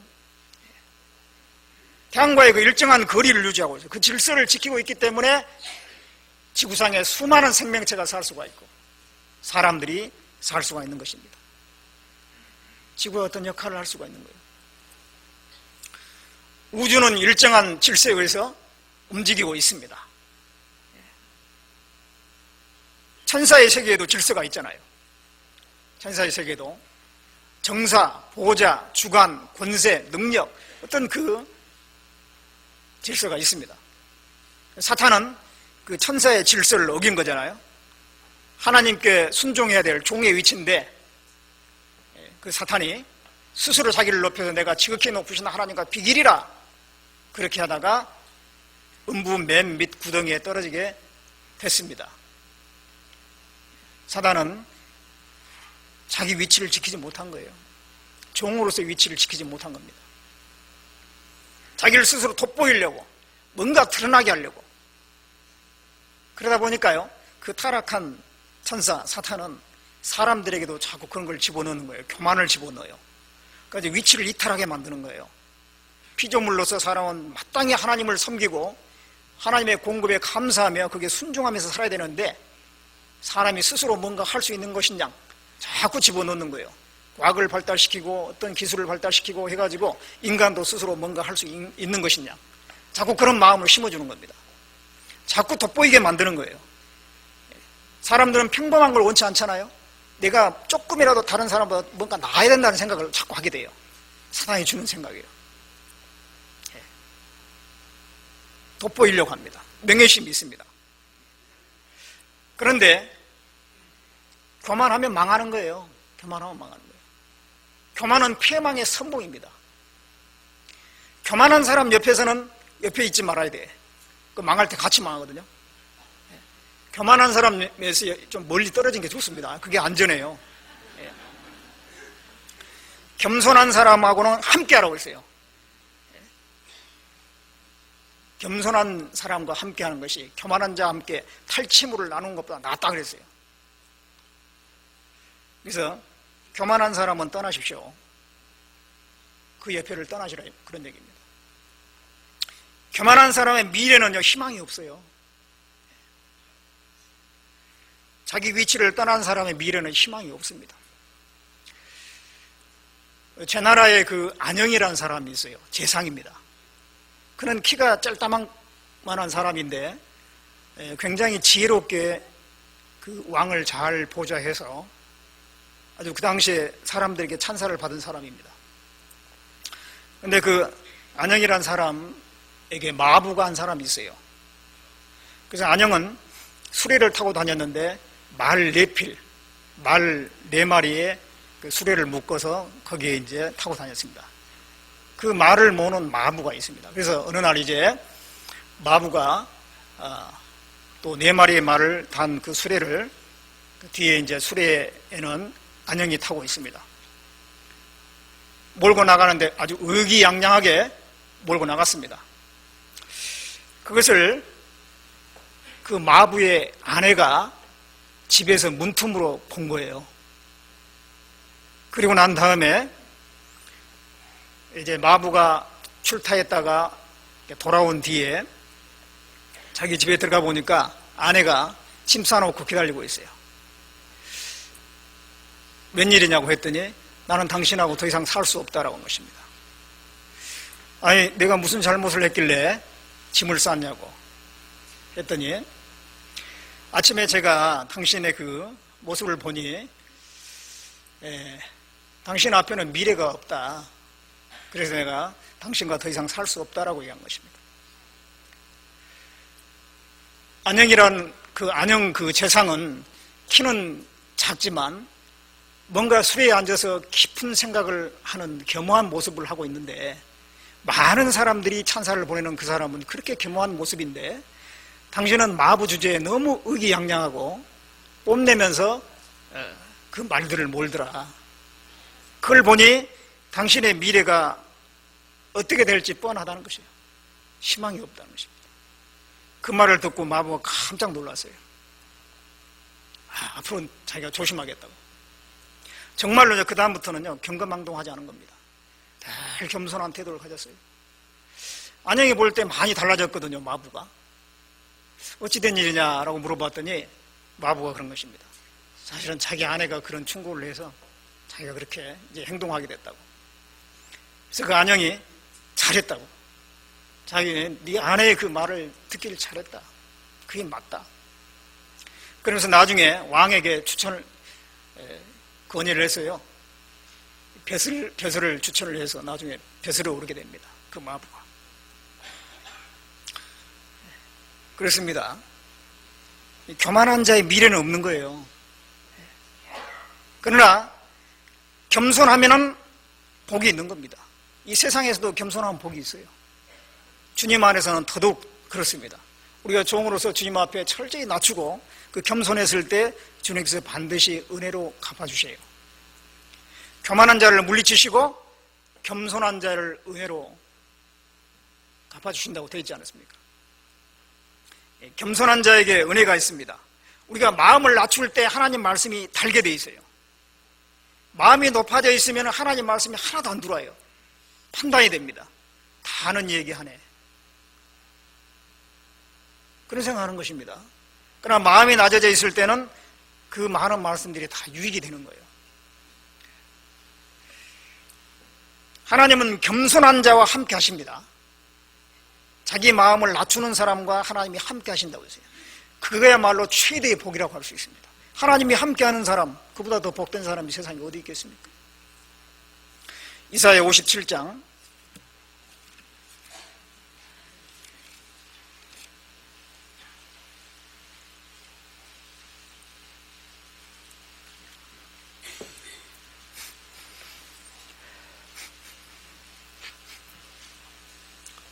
이사야 57장 15절 말씀 보겠습니다.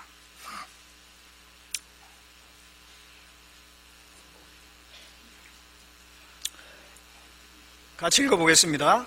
지존무상하며 영원히 거하며 거룩하다 이름하는 자가 이같이 말씀하시되 내가 높고 거룩한 곳에 거하며 또한 통회하고 마음이 겸손한 자와 함께 거하나니 이는 겸손한 자의 영을 소송케 하며 통회하는 자의 마음을 소송케 하려 함이니라. 지존무상하시며 영원히 거하시며 거룩하다 이름하신 하나님, 그 하나님께서 어떤 사람과 함께 하느냐? 마음이 겸손한 자와 함께 거하나니. 마음이 겸손한 자와 함께 하나님이 거하시는 것입니다. 예수님은 아주 위풍당당한 그 말을 타고 예루살렘에 입성하신 게 아니에요. 나귀를 타고 입성하셨습니다. 나귀. 여러분, 나귀 자세히 보셨어요? 나귀는요, 키가 크질 않아요. 높이가 얼마 되지 않습니다. 90cm 밑에 나귀도 많아요. 나귀는 몸집이 크지 않습니다. 그리고 위협적이지도 않습니다. 억세지도 않습니다. 아주 순합니다. 그러나 말보다 훨씬 짐도 많이 실어요. 키는 조그만데 짐을 많이 실습니다. 나귀는. 말은 거기에 비해서 위풍당당합니다. 아주 위협적입니다. 말 타고 전쟁하잖아요. 나귀에는 그런 거 없어요. 초라해요. 그러나 나귀는 묵묵히 그 주인이 등에다가 실어준 짐을 실어 나릅니다. 나귀는 무서운 모습이 없어요. 나귀가 가만히 눈 감고 이렇게 앉아있으면 그냥 웃는 것 같아요. 그냥. 눈에 이게 하얗게 돼 있거든. 그렇죠? 눈하고 두 눈두덩이하고 입하고 하얗게 돼 있어요. 아주 익살스럽게 생겼습니다. 바로 그 나귀를 타고 예수님이 들어가신 거예요. 말 타고 들어간 게 아니고. 그것처럼 우리가 그 나귀처럼 자기를 낮추고 온순하고 온유하고 순종했을 때 주님이 우리를 통해서 역사하신 겁니다. 주님이 우리와 함께 하시는 거예요. 그래서 마음이 겸손한 사람은 누가 뭐라 해도 그 마음속에 뭔가 든든한 게 있는 것입니다. 주님에 대한 그 믿음이 있고 함께 하심에 대한 확신이 있습니다. 그것이야말로 진정한 행복이죠. 그래서 우리는 주님을 높여야 됩니다. 자기 위치를 철저히 지켜야 돼요. 그리스도인이 뭔가 주님을 위해서 큰 일을 하는 것도 중요하지만 그보다 더 기본적이고 중요한 것은 자기 위치를 지키는 것입니다. 그리스도인에서 위치, 교회 안에 있으라함이 있고 또 교회에서 맡겨진 봉사에 충실하고 자기 위치를 지키는 거예요. 그리고 또 한 가지는 종은 주인의 뜻을 잘 헤아려야 돼요. 그렇죠? 종은 주인의 뜻을 잘 헤아려야 됩니다. 주인이 종에게 아침에 자기 읍내에 심부름 시키려고 마음을 먹었는데 종은 어제도 논에 가서 일했으니까 그 하다만 일 오늘 또 할 거야 해가지고 일찍 논으로 나가버렸어. 그러면 주인은 지금 심부름 시키려고 찾는데 없는 거예요. 어디 갔냐 했더니 논에 가버렸대. 그러면 안 되잖아요. 그러니까 종은 그 주인의 그 뜻을 잘 헤아릴 수가 있어야 돼요. 우리는 어떻게 하나님의 뜻을 잘 헤아릴 것이냐? 물론 말씀을 잘 듣고 그 말씀에서 답을 얻어야 돼요. 말씀을 잘 듣고 읽고 하는 것, 그 말씀에서 답을 얻고 어떤 선택을 한다든지 진로 결정을 해야 되겠죠. 잠언 23장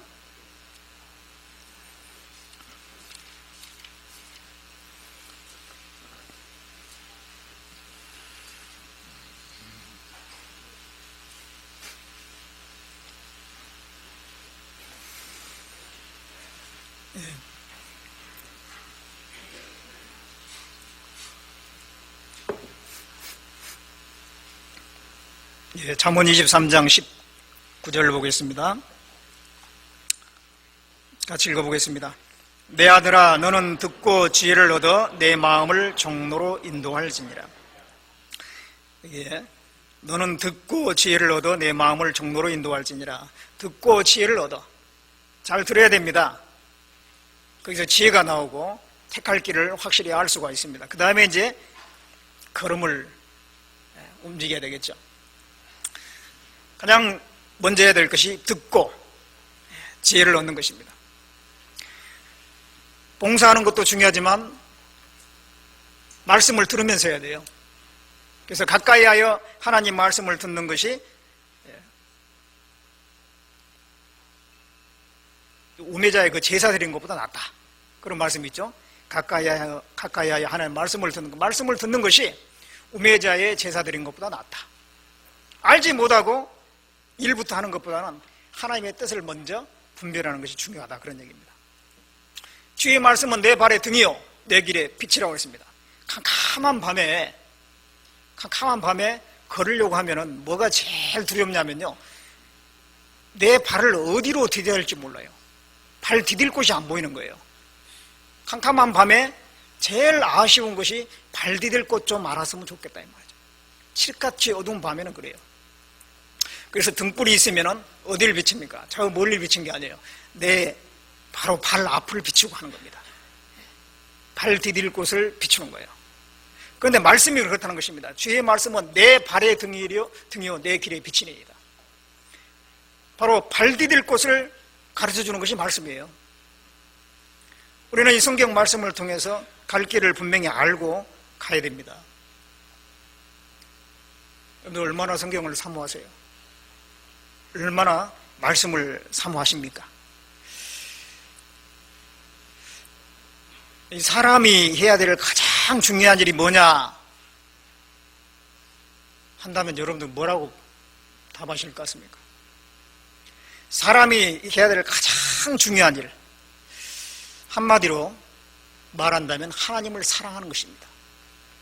사람이 해야 될 가장 중요한 일은 하나님을 사랑하는 거예요. 마음과 목숨과 뜻과 힘을 다해서 주 너의 하나님을 사랑하고 그러잖아요. 인간이 이 세상에 많은 일들이 있지만은 하나님을 사랑하는 것보다 더 중요한 일은 없어요. 하나님 사랑과 상관없는 일들은 다 헛되고 무익한 일일 뿐입니다. 하나님을 사랑하는 것이 가장 중요한 겁니다. 왜 신앙생활을 제대로 하지 않느냐? 하나님을 사랑하는 마음이 너무 적은 거예요. 뭐 다른 이유가 없어요. 하나님을 사랑하는 마음이 있으면 뭐든지 다 합니다. 하나님을 사랑하는 마음, 그것이 최고인 거예요. 그런데 하나님을 사랑하는 사람이 하는 가장 첫 번째 일이 뭐냐면은 말씀을 사모하는 겁니다. 진정 하나님을 사랑하는 사람은 말씀을 반드시 사랑하게 돼 있어요. 그리고 그 말씀을 듣든지 읽든지 그것을 즐기게 돼 있습니다. 내가 그 말씀을 왠지 멀리하고 있다, 말씀에 관심 없다, 다른 말로 하면 하나님을 사랑하는 것이 적다는 겁니다. 하나님을 사랑하는 사람은 말씀을 참으로 사모하게 돼 있어요. 그리고 그 말씀을 사모하는 마음으로 읽다 보면은 주님의 그 성품이 내 안에 이루어지는 거예요. 내 안에 주님의 사랑이 점점점 커지는 거예요. 내 인격이 바뀝니다. 어니스트라고 하는 소년이 큰바의 얼굴을 자꾸 보고 있으니까 나중에 자기가 큰바의 얼굴이 되어버렸잖아요. 그런 소설이 있죠. 단편소설. 그런 것처럼 우리가 이 말씀을 사모하는 마음으로 계속 보면 우리 인격이 말씀처럼 이렇게 하나님처럼 이렇게 바뀌게 되어 있습니다. 그리고 지혜가 생기는 거예요. 그래서 말씀에 박식한 사람은 어떤 일을 선택하는데 그렇게 어려움이 별로 없어요. 말씀에 다 답이 있거든. 그리고 어떤 장애물도 뛰어넘습니다. 그리고 결국은 궁극적으로 하나님의 상급에 이르게 되어 있어요. 하나님은 이 말씀 가지고 우리 갈 길을 가르쳐 보인다고 했습니다. 시편 32장 8절 말씀에 내가 너희 갈 길을 가르쳐 보이고 주목하여 훈계하리로다. 갈 길을 가르쳐 보인다고 했습니다.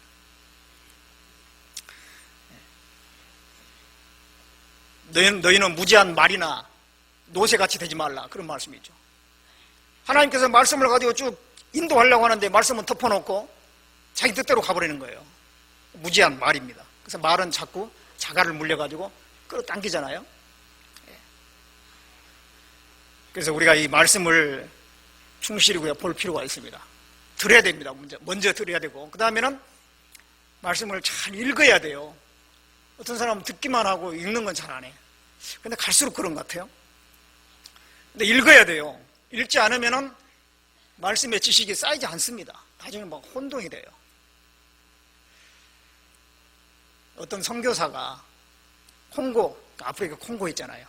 콩고 지역에 가서 이제 선교를 하는데 성경을 미처 콩고 말로 이게 번역을 못했어요. 그래가지고 그냥 말로만 계속 성경 얘기를 했어. 근데 몇 년이 지난 뒤에 그 교인들의 성경 지식을 테스트해 봤는데 놀랐어요. 뒤죽박죽이 뒤죽박죽. 야이로의 딸의 이름이 삭개오라고 알고 있어요. 그리고 그 지붕을 뚫고 내렸던 환자가 중풍병자가 아니라 문둥병자로 알고 있고, 그리고 그 아기 예수님을 영접했던 시몬이라는 노인이 있잖아요.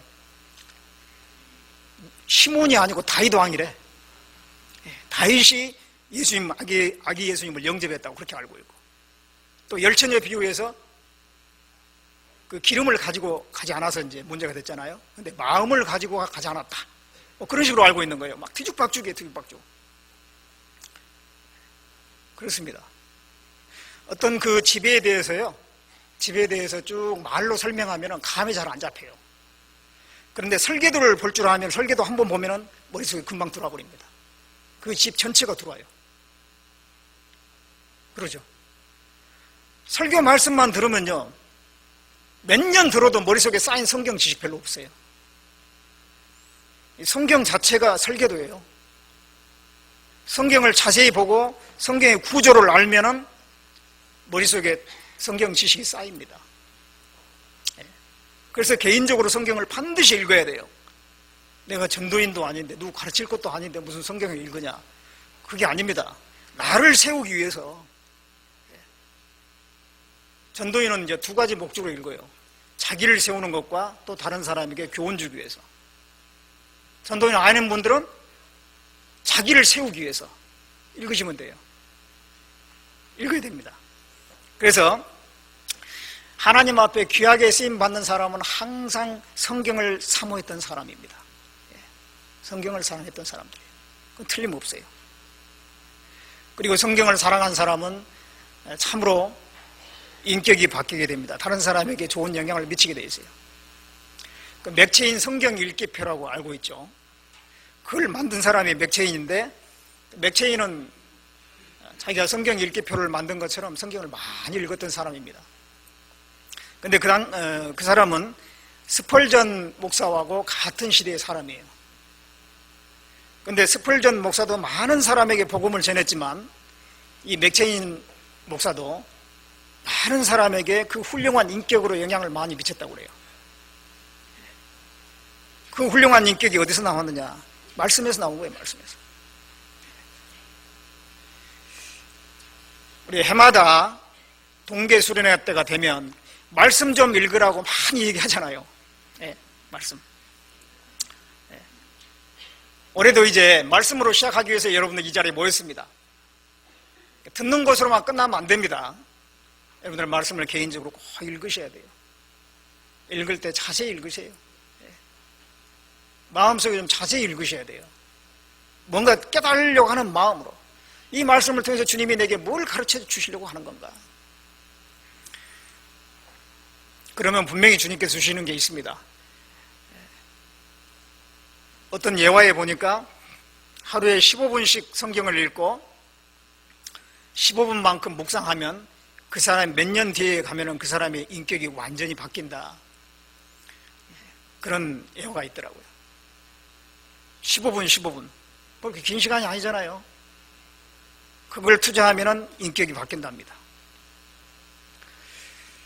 여러분들, 올해 2010년 1월 1일인데 다시 한번 또 시도를 하시기 바랍니다. 그래서 올 한 해도 성경을 많이 읽으시기 바랍니다. 종은 주인의 뜻을 헤아려야 돼요. 뜻을 알고 행하는 것이 중요합니다. 우리도 주님을 잘 그 뜻을 분별하려면 말씀을 읽어야 됩니다. 그리고 종은 주인에게 순종해야 됩니다. 당연한 얘기죠. 마태복음 8장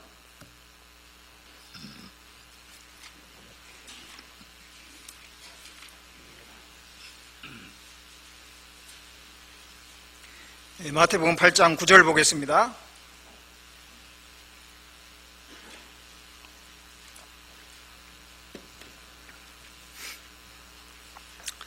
마태복음 8장 9절.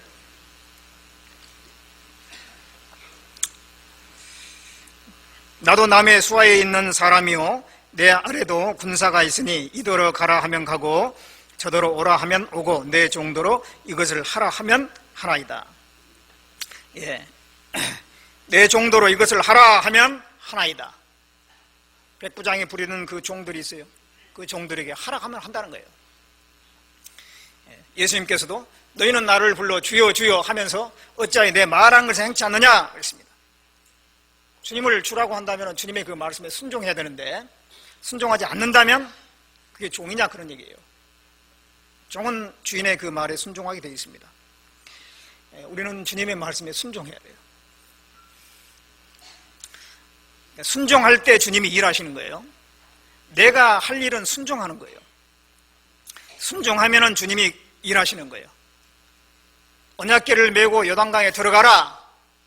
들어가는 것은 순종했어요. 물이 갈라지게 하는 것은 주님이 하신 일이에요. 주님이 일하셨어요. 순종하니까 일하셨어요.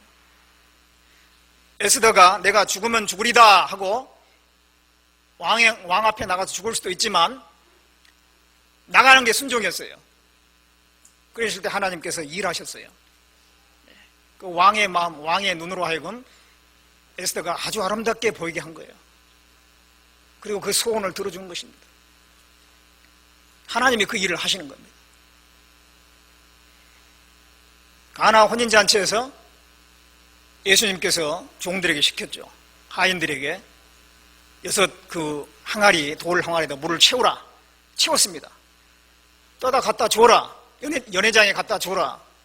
종들은 그걸 떠가지고 갖다 준 거예요. 물을 떠다 갖다 주었을 때 물 갖다 주면 무슨 얘기를 들을지 모르잖아요. 포도주 갖고 오라 했지 무슨 물을 갖고 오냐. 그럴 수도 있는데 어떤 예수님이 하라고 했으니까 떠다 갖다 준 거예요. 가는 동안에 하나님이 역사하셨어요. 물이 포도주로 된 겁니다. 순종하니까 하나님은 일하셨어요. 우리가 할 일은 순종인 겁니다. 그러면 하나님께서 일하시는 겁니다. 특별히 이제 올 한 해 지난해를 생각하면서 순종 못했던 거 있잖아요. 어떤 분은 아직 11조도 못한 분이 있을지도 몰라요. 이제는 그런 것부터, 가장 기본적인 것부터 순종하셔야 돼요. 교제를 일정하게 참여하지 못했다면 교제 참여하는 거, 또 11조 하는 거, 또 술, 담배 끊지 못했으면 그거 끊는 거, 그런 거 이제 하나씩 순종해 가야 됩니다. 그런 기본적인 것부터 순종할 필요가 있어요. 신앙생활은 아주 기본적인 걸 잘하면 돼요. 말씀, 기도, 전도, 교제, 이 4가지만 잘하면 신앙생활을 잘해요. 진리는 항상 평범한 데 있는 것입니다. 한 그 왕이 학자에게 물어봤습니다. 어떻게 하면 훌륭한 인생을 살 수 있느냐? 그랬더니 학자가 나쁜 짓 하지 말고 착한 일만 하십시오 그랬어요. 그러니까 그 왕이 웃으면서 그거는 애들도 다 하는 얘기 아니냐? 그랬더니 학자가 3살 아이도 할 수가 있지만 80살 노인도 지키기 어려운 일입니다.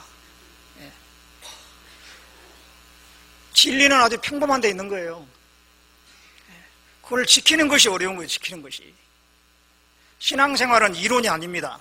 신앙생활은 실천이에요. 실천하지 않으면 다 소용없는 거예요. 소용없는 겁니다.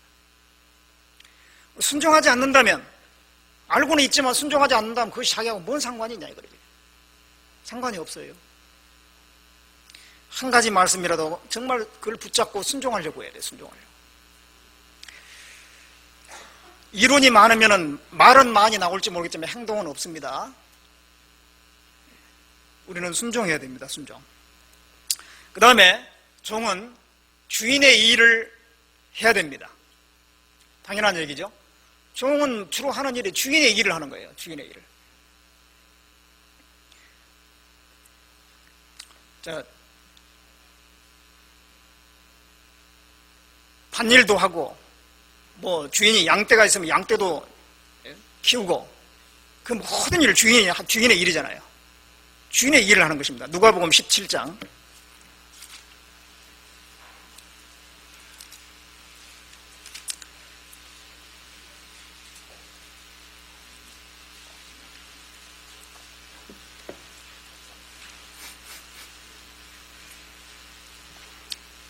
누가복음 17장 6절 보겠습니다.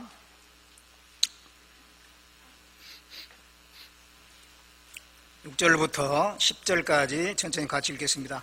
주께서 가라사대 너희에게 겨자씨 하나를 만한 믿음이 있었다면 이 뽕나무더러 뿌리가 뽑혀 바다에 심기라 하였을 것이요 그것이 너희에게 순종하였으리라. 너희 중에 뉘게 밭을 갈거나 양을 치거나 하는 종이 있어 밭에서 돌아오면 저더러 곧 와 앉아서 자가 있느냐. 도리어 저더러 내 먹을 것을 예비하고 띠를 띠고 나의 먹고 마시는 동안에 수종 들고 너는 그 후에 먹고 마시라 하지 않겠느냐. 명한 대로 하였다고 종에게 살해하겠느냐. 이와 같이 너희도 명령받은 것을 다 행한 후에 이르기를 우리는 무익한 종이라 우리의 하야 할 일을 한 것뿐이라 할지니라. 예, 겨자씨 하나를 만한 믿음이 있으면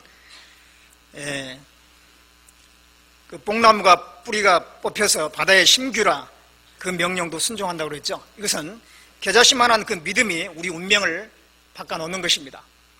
땅에 뿌리 박혔던 우리 마음을 저 천국의 소망으로 바꿔버립니다. 구원받을 때 우리의 그 운명이 바뀌어지죠. 영원한 운명이 바뀌어집니다. 그런 다음에 구원받으면 우리가 종입니다. 그래서 7절부터 보면은 내 중에 뉘게 밭을 갈거나 양을 치거나 하는 종이 있어 밭에서 돌아오면 저더러 곧 와 앉아서 먹으라 할 자가 있느냐. 자, 이 말씀 보면은 종들이 하는 일이 밭 가는 일이나 양을 치는 일이라는 것입니다. 뿐만 아니라 집에 와서 또 주인을 수종드는 일을 합니다. 우리가 주님의 일을 하는데 크게 먼저 이게 밭을 가는 것처럼 전도하는 일, 영혼을 구원으로 인도하는 일, 그게 주님의 일이죠. 우리가 이 땅에서 하는 가장 중요한 일이 사람들의 마음의 밭을 가는 것입니다. 그 사람을 구원받게는 못해요. 우리가 구원받게 하는 건 주님이 하시는 거고, 우리가 하는 것은 마음의 밭을 가는 거예요. 그 사람에게 선물을 주든지 말로 설득을 하든지 성경을 가지고 얘기를 하든지 또 뭐 눈물을 흘리든지 여러 가지 방법으로 마음의 밭을 가는 것입니다. 그 사람 입장이 돼주든지 종로로 가는 거예요. 그렇게 해서 그 사람을 구원으로 인도하는 것입니다. 사도 바울도 말하기를 내가 모든 사람에게 종이 된 것은 더 많은 사람을 얻고자 함이라고 했어요. 그 사람 입장이 돼주고 그 사람 섬겨준다는 것입니다. 율법이 없는 자에게는 없는 자처럼, 있는 자에게는 있는 자처럼, 약한 자에게는 약한 자처럼 되는 것은 더 많은 사람을 얻기 위해서 그 사람에게 종로로 하는 것입니다. 그 사람 입장이 돼주는 것입니다. 우리가 전도하다 보면 그런 경우가 있죠. 가게 하는 사람이다 그러면 저녁에 말씀 듣잖아요. 가게 문을 빨리 닫을 수가 없다. 그러면 가서 대신 가게를 봐주는 경우 있잖아요. 가서 내가 대신 가게 봐줄 테니까 가서 말씀 들으라. 수양에 가자 그러니까 농사는 어떻게 하고 짐승 밥도 줘야 되고 어떻게 하냐. 내가 그러면 농사 그거 대신 해줄 테니까 오이 수확도 해주고 고추도 수확해주고 농사일 대신 해줄 테니까 짐승 내가 걱정 없이 밥 주고 할 테니까 당신 갔다 오라고. 그렇게 해가지고 농사 대신 지어주고 전도하는 겁니다. 종로로 가는 거예요.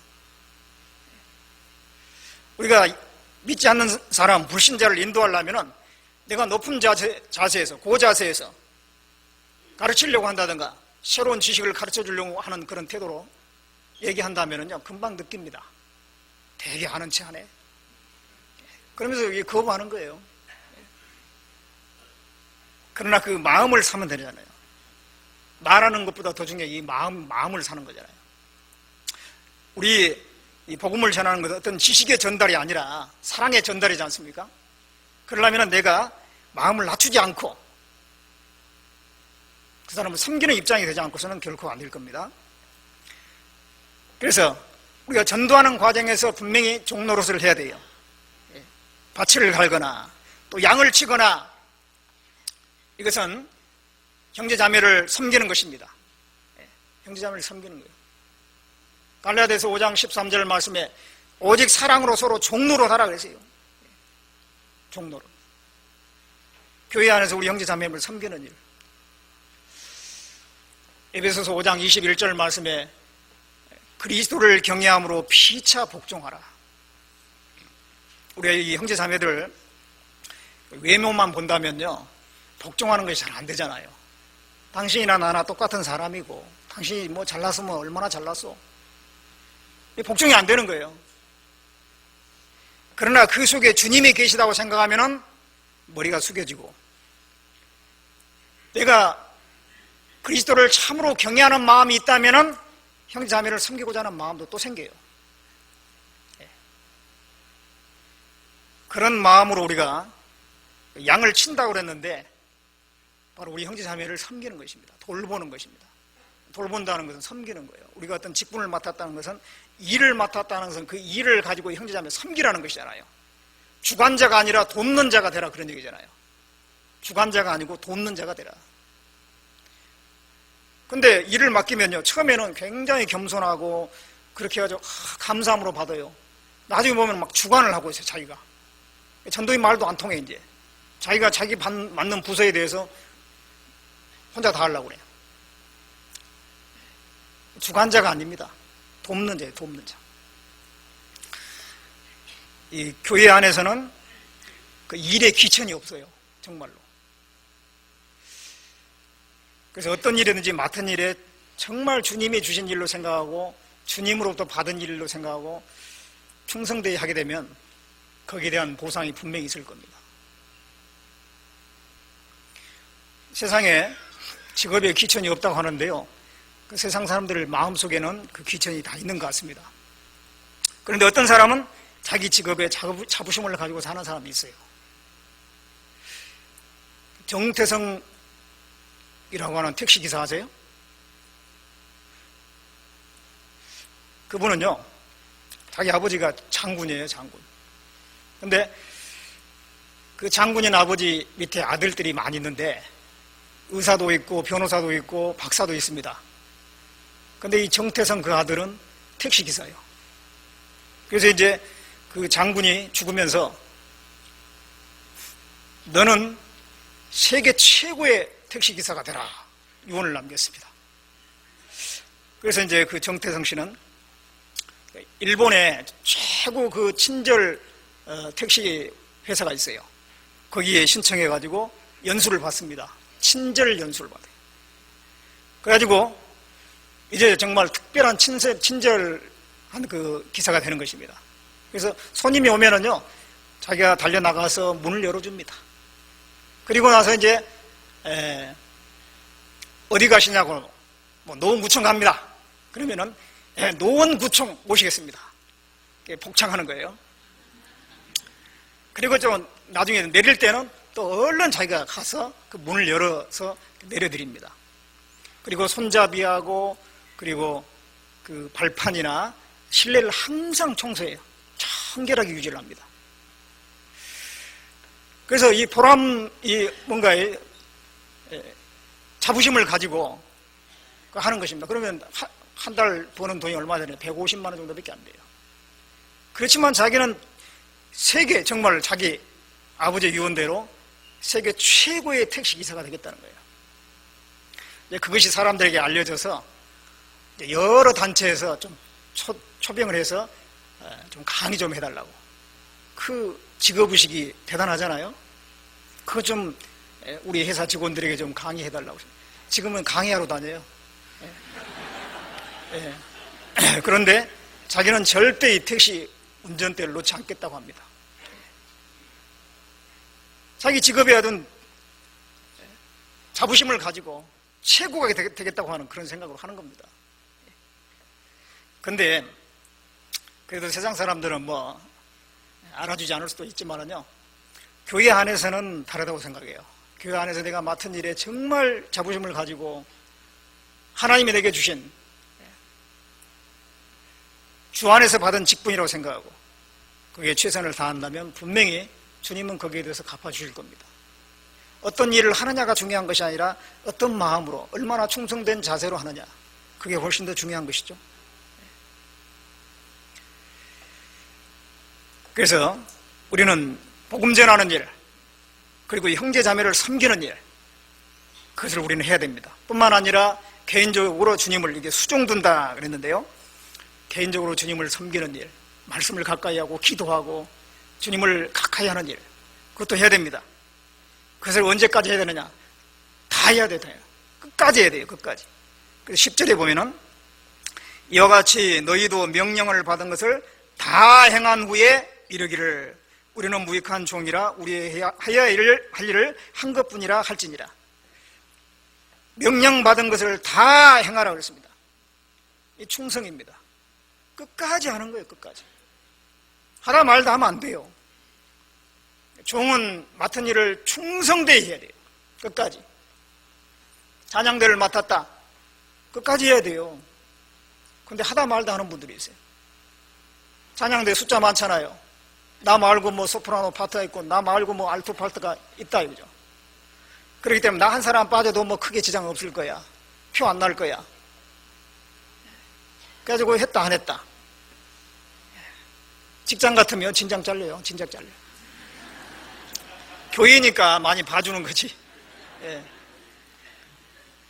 교회 안에서 정말 함부로 했다가는 또 마음 다칠까 봐요. 참고 또 참고. 예. 근데 어떤 일을 맡았으면 이제 정말 충성되게 해야 됩니다. 끝까지 해야 돼요. 끝까지. 예. 모세가 끝까지 했잖아요. 맡은 일을 끝까지 잘 감당했습니다. 사도 바울도 끝까지 맡은 일을 했다고 되어 있습니다. 달려갈 길을 다 갔다고 했어요. 우리 주님 앞에 끝까지 일을 다 해야 되겠습니다. 그리고 종은 주인과 운명을 같이 하는 거예요. 주님과 함께 우리가 고난받고 주님과 함께 운명을 같이 하는 것입니다. 주님이 환난받고 핍박받고 우리도 마찬가지예요. 그런 것을 안 당하려고 하고 편안하게만 신앙생활 하려고 하면 분명히 그것은 합당치 않은 것입니다. 그리스도 안에서 경건하게 살고자 하는 사람은 핍박을 받는다고 했어요. 세상과 타협하게 살고 복음 안전하고 그러면 뭐 핍박받을 일이 없어요. 그러나 정말 구별돼서 살려고 하고 복음 전하려고 하면 반드시 반대가 있고 역경이 있게 되어 있습니다. 그걸 우리는 피하려고 할 것이 아니라 당해야 됩니다. 요한복음 15장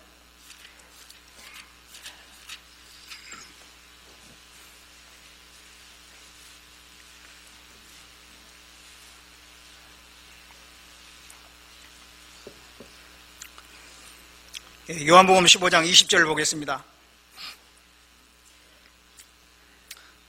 같이 읽겠습니다. 내가 너희더러 종이 주인보다 더 크지 못하다 한 말을 기억하라. 사람들이 나를 핍박하였은즉 너희도 핍박할 터이요 내 말을 지켰은즉 너희 말도 지킬 터이라. 예. 종이 주인보다 더 크지 못하다 그랬습니다. 예. 종은 주인과 운명을 같이 한다 그런 얘기입니다. 나를 핍박하였은즉 너희도 핍박할 터이요. 주인이 역적에 몰리면 종도 함께 그런 운명이 되는 거예요. 과거에 그랬잖아요. 주인이 잘 되면 종도 나중에는 목에 힘줍니다. 종은 주인과 같은 운명인 거예요. 주인이 죽으면 같이 죽어요. 순장당한다고 그러죠. 순장. 얼마 전에 그 가야의 소녀의 뼈가 발견됐잖아요. 그걸 복원했습니다. 보니까 그 여자는 어떤 주인의 종으로서 순장당한 거예요. 순장. 주인이 죽을 때 같이 옆에서 묻어가지고 산 사람인데 묻은 겁니다. 과거에는 그랬어요. 주인이 죽으면 종도 같이 죽이는 거예요. 같은 운명이에요. 우리도 주님과 같은 운명입니다. 참으면 함께 왕노릇 할 것이라고 했어요. 우리가 이 땅에서 주님께서 참고 그 십자가의 길을 가신 것처럼 우리도 그 고난을 참았을 때 주님과 같은 운명에 그 영광에 들어가는 것입니다. 그래서 우리는 종이라는 그 사실을 잊지 말아야 됩니다. 우리는 하나님의 아들이지만은 동시에 우리를 구원해 주신 주님, 우리를 피로 값주시고 사신 그 주님의 종으로서 나머지 삶을 사는 것입니다. 그래서 우리가 주님 앞에 가면은 종으로서 회개를 하는 거예요. 계산을 한다는 것입니다. 종은 어떻게 살았느냐?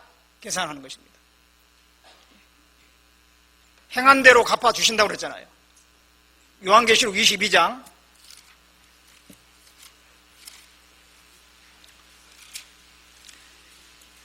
요한계시록 22장 12절을 보겠습니다.